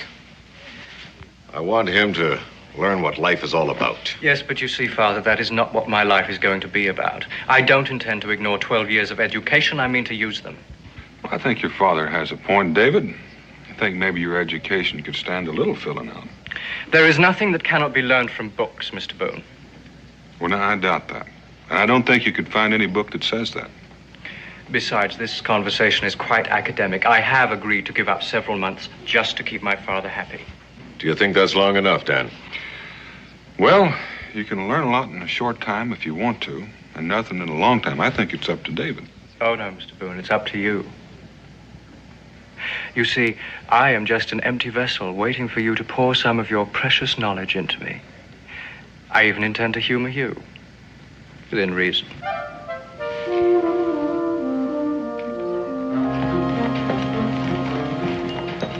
Unfortunately for me, of course, I shan't be seeing such delightful creatures as you two where I'm going. They'll miss you. Don't be gone too long. Well, I'll try very hard. I assure you that I'll be. He seems ready for the frontier. Seems pretty well set up for a young man spent the last 12 years living the life of a gentleman. Dan, I don't want you to hold back. Treat him as you would any other young man. And don't be afraid to, well, make it as difficult as you think necessary. Within reason. Of course, I leave that up to you. He's made of good stuff, I'm sure of it. Mr. Boone, if you're ready, I'm sure I am. Well, what is that? Paints, brushes, canvas, sketch pads, and charcoal. David fancies himself an artist. Correction, Father. I am an artist, and a very good one. Well, I'm sure you are, David, but, well, we've got a long trek in front of us, and since you're new to the frontier, you may just find it difficult to propel yourself. Mr. Boone, I agreed to subject myself to this puberty rite to prove my manhood according to my father's antediluvian notions. But I did not agree to waste all of my time. I will not forego my art, not even for 2 months, and nothing that you can say or do will force me to do so. All right. There's some things a man has to learn the hard way. Oh, my badge of courage and virility? Well, you might find that it might come in handy before we get to where we're going. See you in about 2 months. Without fail. Goodbye, son. Dan Boone's the best man I know. Follow his lead and you can't go wrong. I follow my own lead, Father, and I haven't gone wrong yet.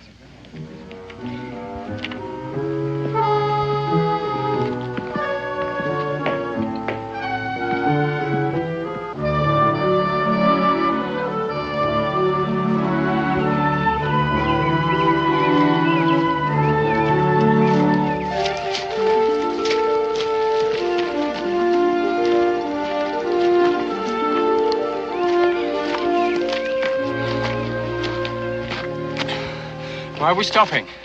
Get a chance to catch your breath. Oh, no. We'll carry on until you're ready to rest.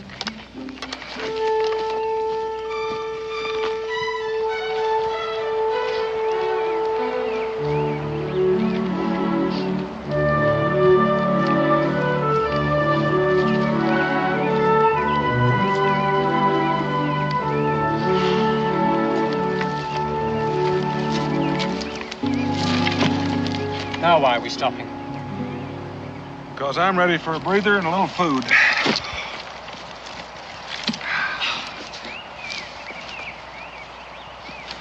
Taking pity on the tenderfoot? You've been choosing the most difficult route possible, haven't you? And the shortest. Trying to break my spirit? Make me more tractable to training as they do with wild horses? Oh, not exactly. But you gotta get blisters before you can grow calluses. Sometimes the hardest way is the easiest way in the long run. Now tell me, Mr. Boone, is that part of your homespun philosophy? That's what you want to call it, but it's a fact. David?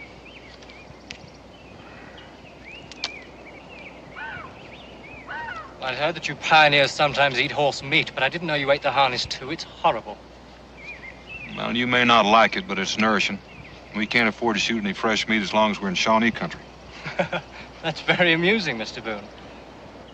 You know, you needn't try to inflame my imagination with fantasies of all the dangers lurking ahead of me in the wilderness.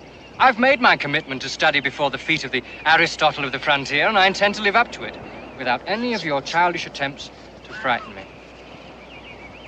You sure used a lot of words, David. I'm so sorry. Are you having difficulty following my conversation? No. No, I'm getting the general idea. I sure would hate to have you holler help for me, though, if I was drowning. Well, then I'll make it very simple for you. I don't believe that there's an Indian within 100 miles of here. Takes in a lot of territory. You'd still have me believe that we're in danger, wouldn't you, Mr. Boone? Well, I'm bored with your childish pretense. I've had enough of it. Well, you're entitled, David. You're pretty good at humoring people, so just for now, why don't you humor me? And let's haul out of here.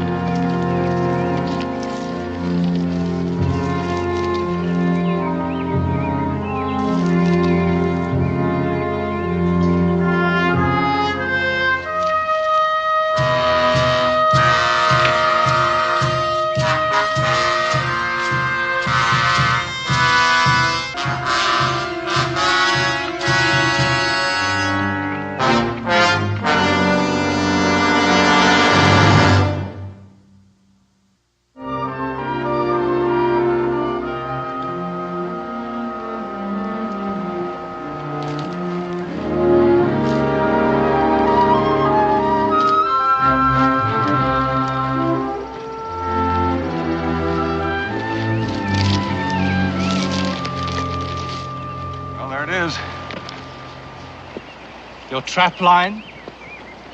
It's been part of every year in that valley. The site of my voyage backward in time, to find the skills made obsolete by the advance of civilization. That's a good thing some of us still know how to trap. Otherwise, how would you civilized folk buy your furs? Touché, Mr. Boone. I admit to being curious, David. About why I agreed to subject myself to this nonsense? Since you seem to feel that way about it. Well, perhaps I don't want to be cut out of my father's will. You see, he's become a very rich man. That had crossed my mind, but I don't think that's the real reason. All right. It's rather simple, really. My father's been very good to me. And although he's a little misguided in this, he means well. Misguided? Do you think you're smart enough to pass judgment on him? He's still rather a child, isn't he? Is he? Well, now, does a mature man still cling to romantic notions of his youth? Bill Scott is as much a man as I've ever known. And what he remembers and wants for you is an appreciation of life that can only be learned by experience. And speaking of experience, I better teach you how to use that rifle. You see this pine cone? It could save your life.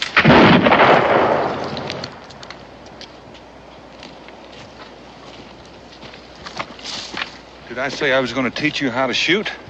Ah, you see, I forgot to tell you, Mr. Boone. I attended Sandhurst for a while. Oh, now, in case you're not familiar with it... It's a military college. Now, is there anything else you forgot to tell me? Mr. Boone, I'm afraid I haven't been quite honest with you.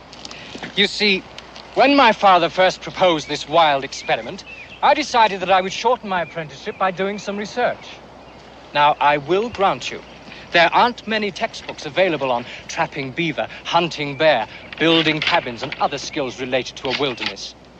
But I must confess that I have managed to digest the ones that I could find quite thoroughly, and I think that you will find me very knowledgeable on any project that we might decide to undertake.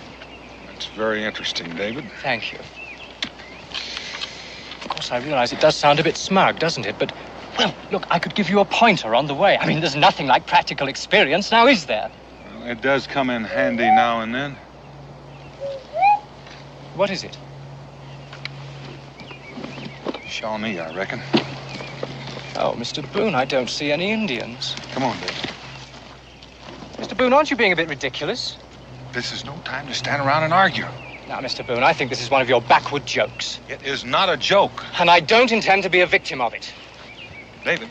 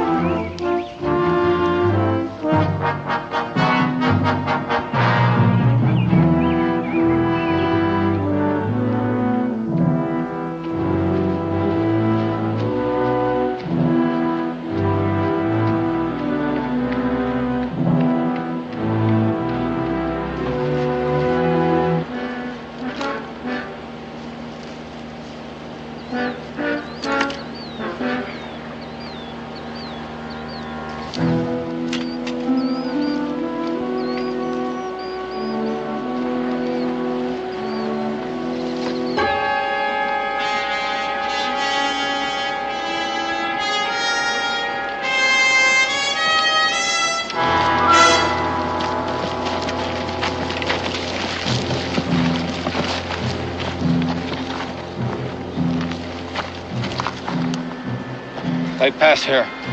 Short time ago.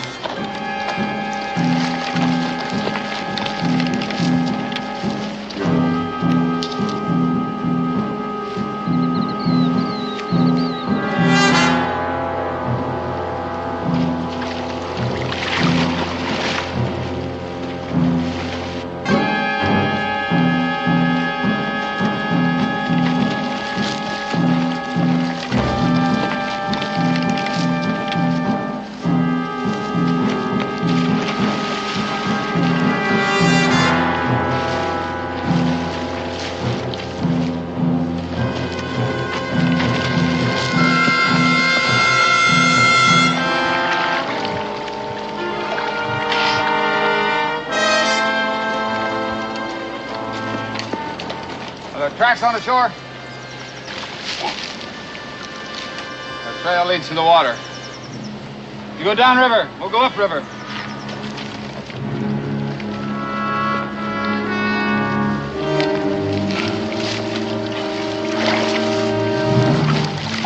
Quietly. Let him get out of earshot.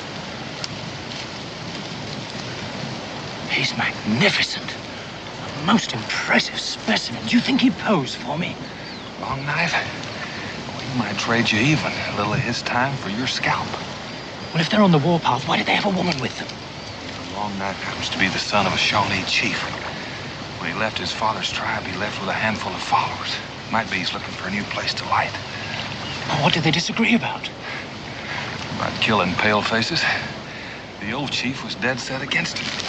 Mr. Boone. Well, I think I owe you an apology.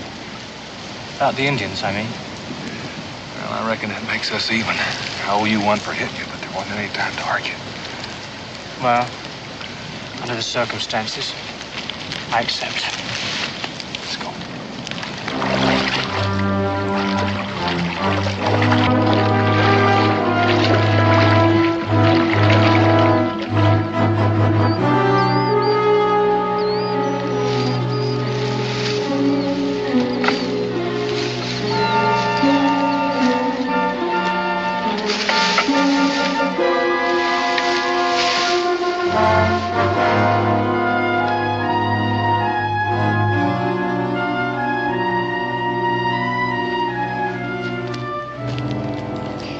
You forgive a rather obvious question, Mr. Boone.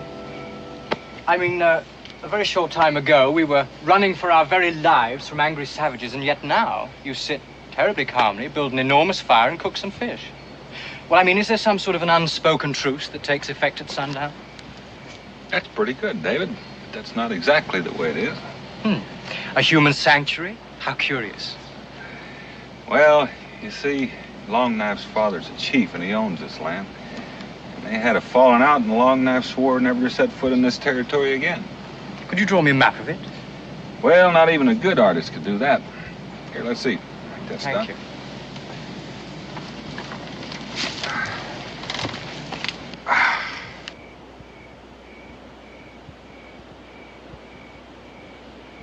I've tasted trout in the finest restaurants in London, Paris, and Switzerland. It never tasted like this before. Well, catching it yourself adds a special flavor. That and eating out in the open. I defer to you on one thing, Mr. Boone. There are things that cannot be learned from books. Well, I reckon it would be hard to write down the taste of fresh-caught trout. I must confess that, despite my preconceived conclusions, I admire you, Mr. Boone. That is, of course, in the way that you relate to your environment, limited though it is.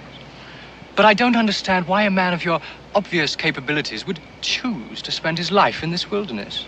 Well, that's just another difference of opinion, David. I never consider spending my life out here a waste. Man against the elements, the primordial battle for survival, that's a rather limited use of the abilities God gave us, surely. Not against, David. Learning to live with nature, to make the most of what God has given us. Well, of course, if you prefer to use it in those terms. But the very fact that it can all be learned in a matter of a few weeks doesn't add up to much of a challenge, does it? Well, I'm still learning, but then, of course, I never had any chance to read those fancy books of yours. Well, you pick up a few minor things, nothing very important. But, you see, I've learned enough since I've been out here, Mr. Boone, to be able to exist on my own if I so choose.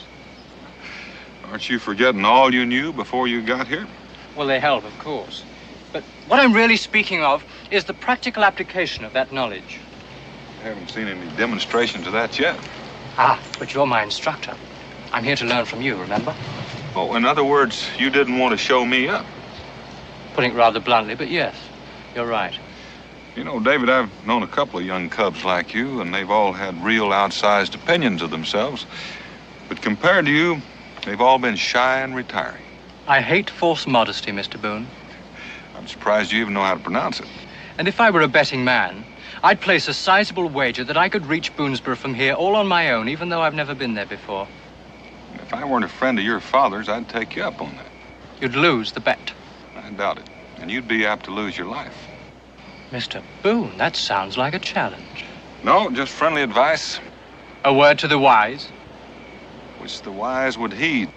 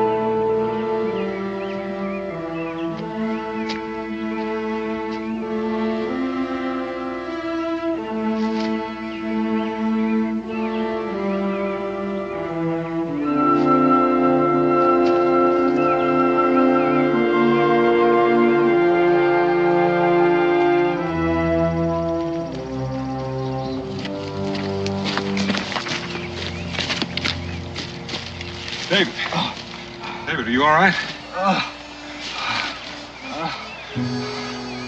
Oh, my stomach. I know you've been poisoned.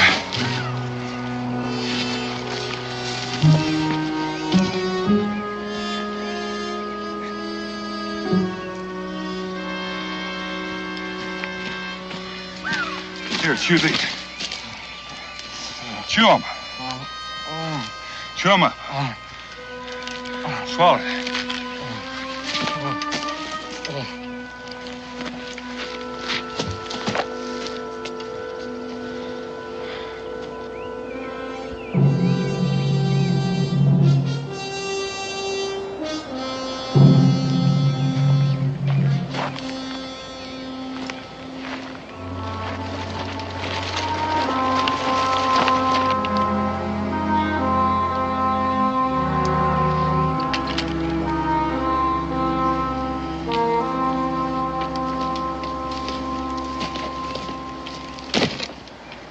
How do you feel?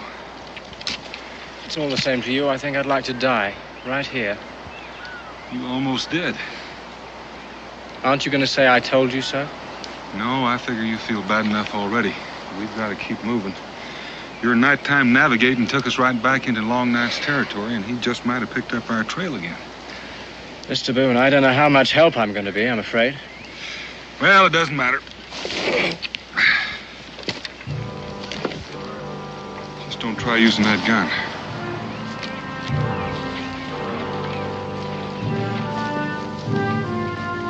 Welcome to our camp, Long Knife. I've been sort of expecting it. I have a difficult trail to follow. Not quite difficult enough. But now that you've found us, what can I do for you? Is this your friend? He's the son of a friend. That's my picture. How did he get it? I expect we found it wherever you left it. Did you make that drawing? Yes, I did. Good. You come with us. Beg your pardon? You will come with us. What do they want with me? I don't know, but I wouldn't put up too much of a fight. Oh, this is ridiculous. They can't just abduct me like this. Long Knife, the son of my friend, and I came in peace. Boone, don't make me shed your blood. A tribal artist has died. I need someone to take his place. I need someone to paint the signs when we bury our dead. I see. Without these things, your braves grow restless. Think of rejoining your father's tribe. This will not happen. He will come with us. He'll be one of us.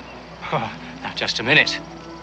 Long Knife, you just can't force a man to become a member of your tribe. We have ways. But I'm responsible for him. I can't let you take him. I've brought a woman who's agreed to be given in trade for the good of our people. I have a woman, Long Knife. You know that. Use her as a slave. Slave for the father of this one. She will untie you when the sun goes down.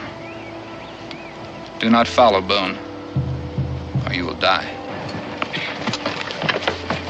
Mr. Boone, you cannot allow this to happen. I don't seem to have much to say about it. Well, contact my father. Perhaps he can... I'll do that. But don't you do anything foolish. Have patience. Do you understand that, David? I think I do.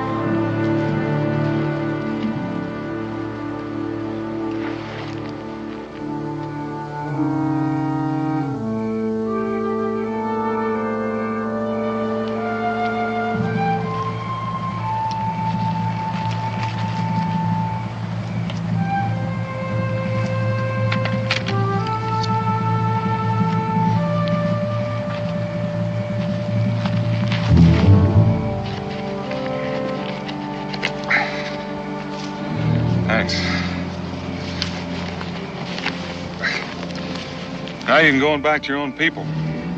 I cannot. I belong to you.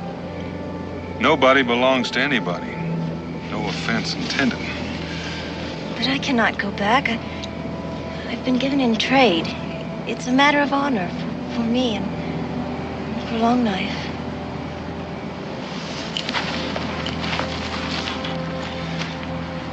You got a point.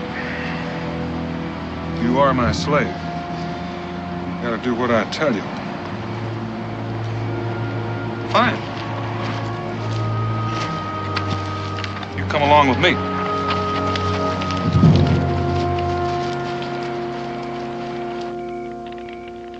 You may rest now.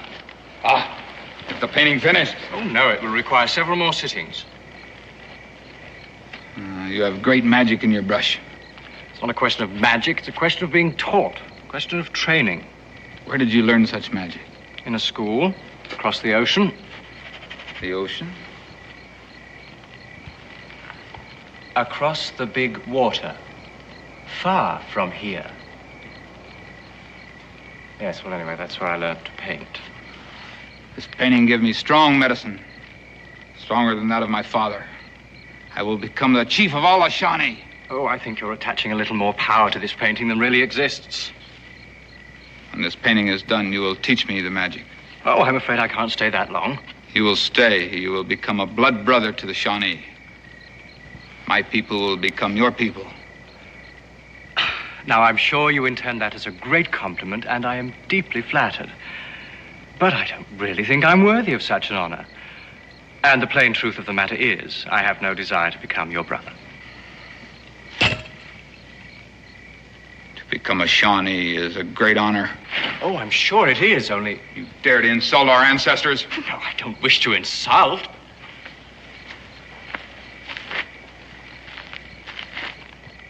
You paint again. Yes.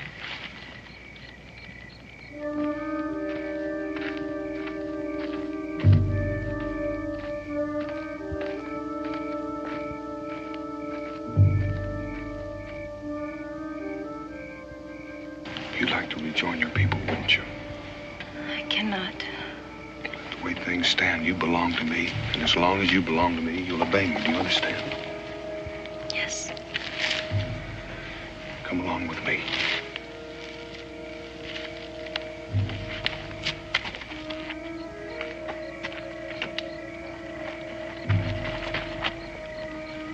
Good. Ah, you're tired of holding that pose?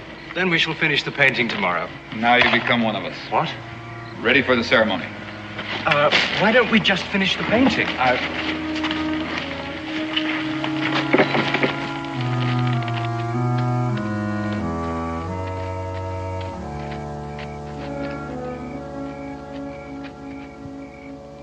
You know, since Long Knife figures that you're a fair trade for David, I think it's only right that David's a fair trade for you. I don't understand. I just wouldn't want Long Knife to come to the conclusion that you'd gone along with me in this.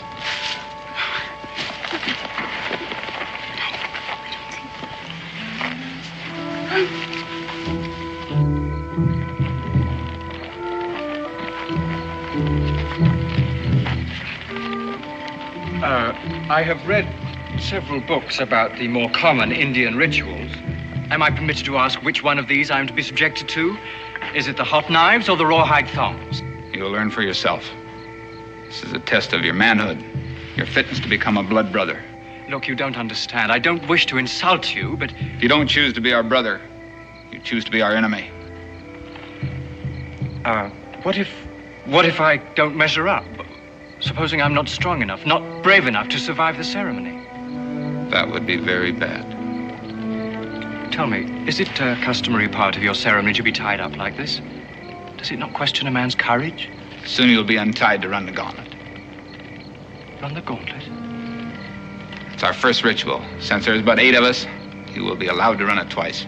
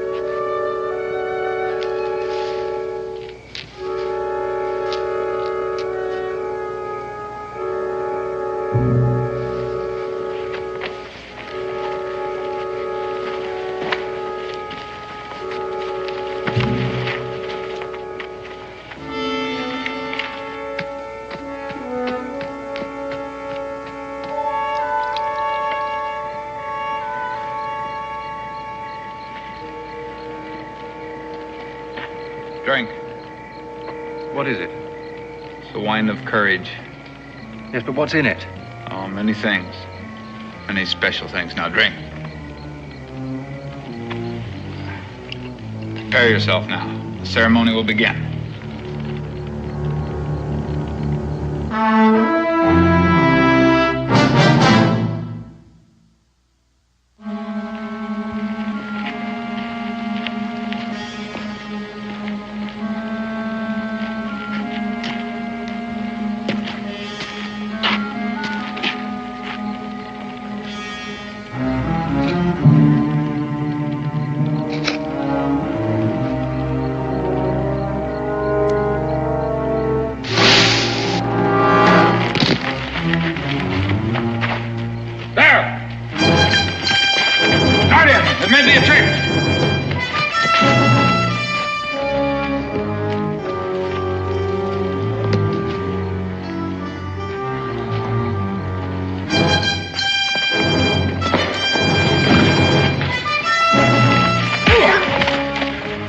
Magnificent tactics, Mr. Boone. Let's get out of here.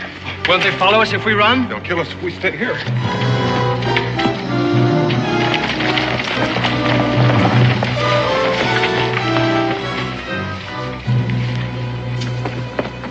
Mr. Boone!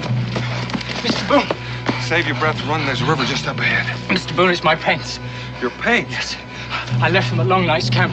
I must go back for them. Are they worth risking your life for? Well, we can take another route back, but I've got to have them.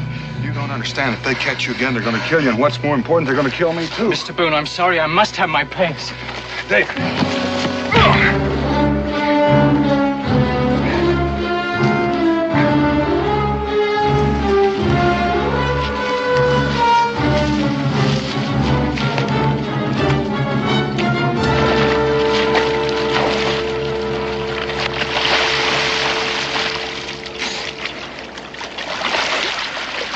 Mr. Boone, you struck me.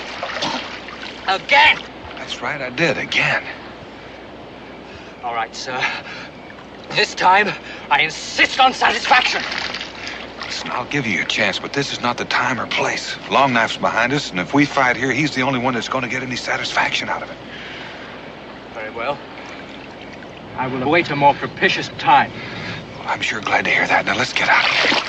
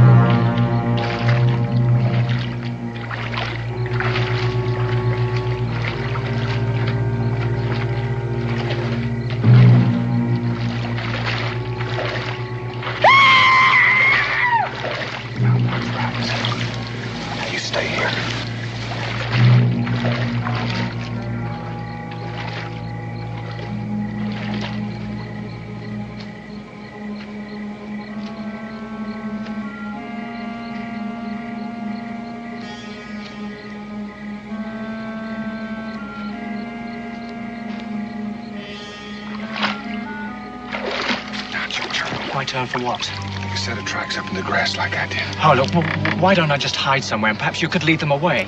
Now, wait a minute. It's not that I want to make you the quarry for my own safety. I don't want to see you killed on my account. Besides, you can outdistance them alone. Well, you do like I asked. Don't you think Long Knife can tell the difference between two sets of tracks and one? Yes, I should have thought of that.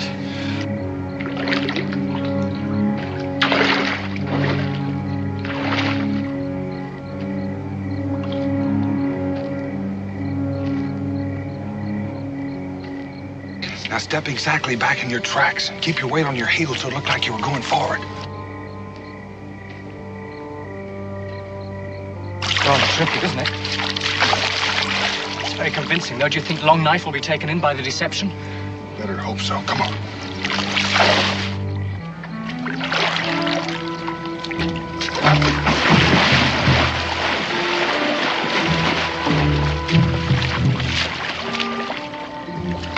Left the water here. Tracks lead up to the dry grass. Boone is smart. He knows that I swore never to set foot on my father's land again. He will take refuge there. Your father's land right there. You four go this way, the rest will go this way. We'll search for him across the water. Boone is like the fox. You lead the hunt one way, then go another. Go now, we waste time.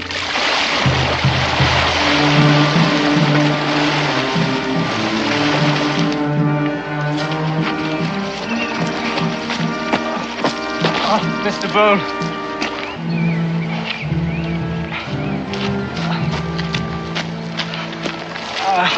How much further do we have to go? Too far if we're going to travel at this pace. Long Knife's a lot smarter than I gave him credit for. He's following us like a hound after a raccoon. At least there's only 4 of them. That gives us a chance. A chance? Sooner or later, they're going to catch up with us. So we'll pick the time and the place.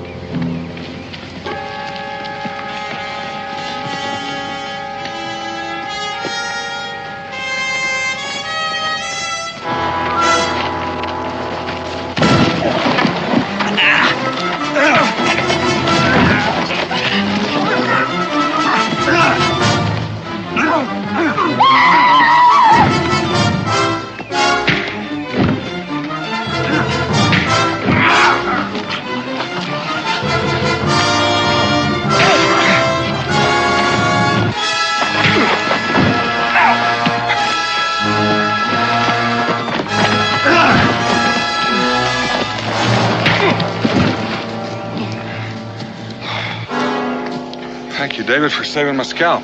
Well, that works both ways, doesn't it? Now, if you'll let me have your knife. What do you want with my knife? Well, we're going to scalp them, aren't we?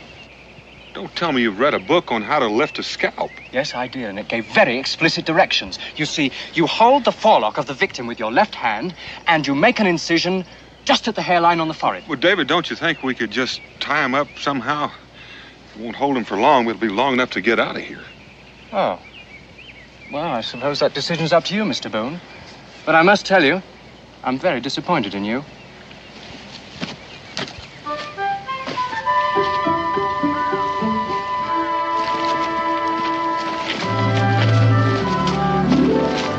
Mr. Boone, aren't we traveling in the wrong direction? Well, we have been for several hours. Why? Well, it's a long way around, but it sure saved our hides. How? Take a look.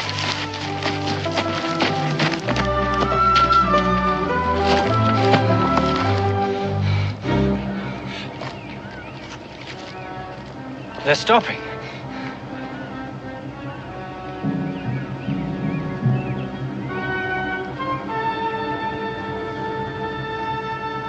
The boundary line. We've made it into neutral territory. Does that mean we're safe? Another day's travel, we ought to be in Boonesboro.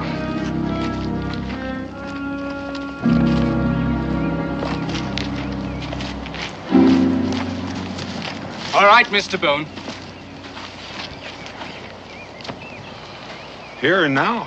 Here and now, Mr. Boone. Why don't you take a little time and get your breath?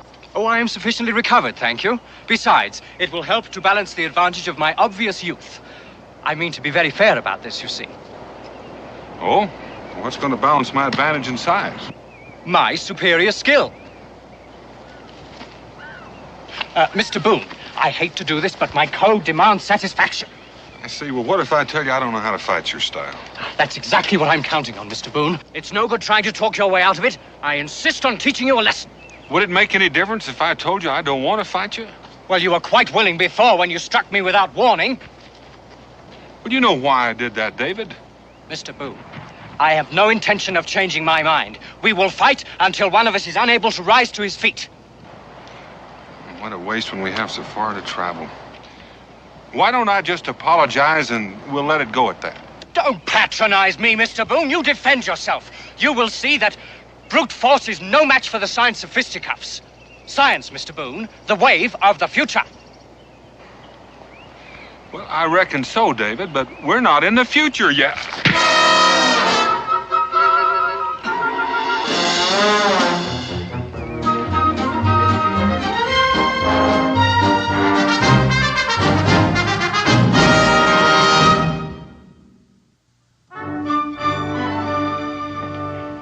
I see David hasn't changed. Oh, you mean the painting? I hoped he'd give up that nonsense, but I suppose it was too much to ask.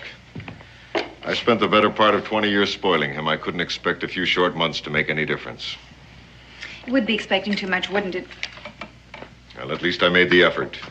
Still, it wasn't very fair of me to wish him off on you and Dan.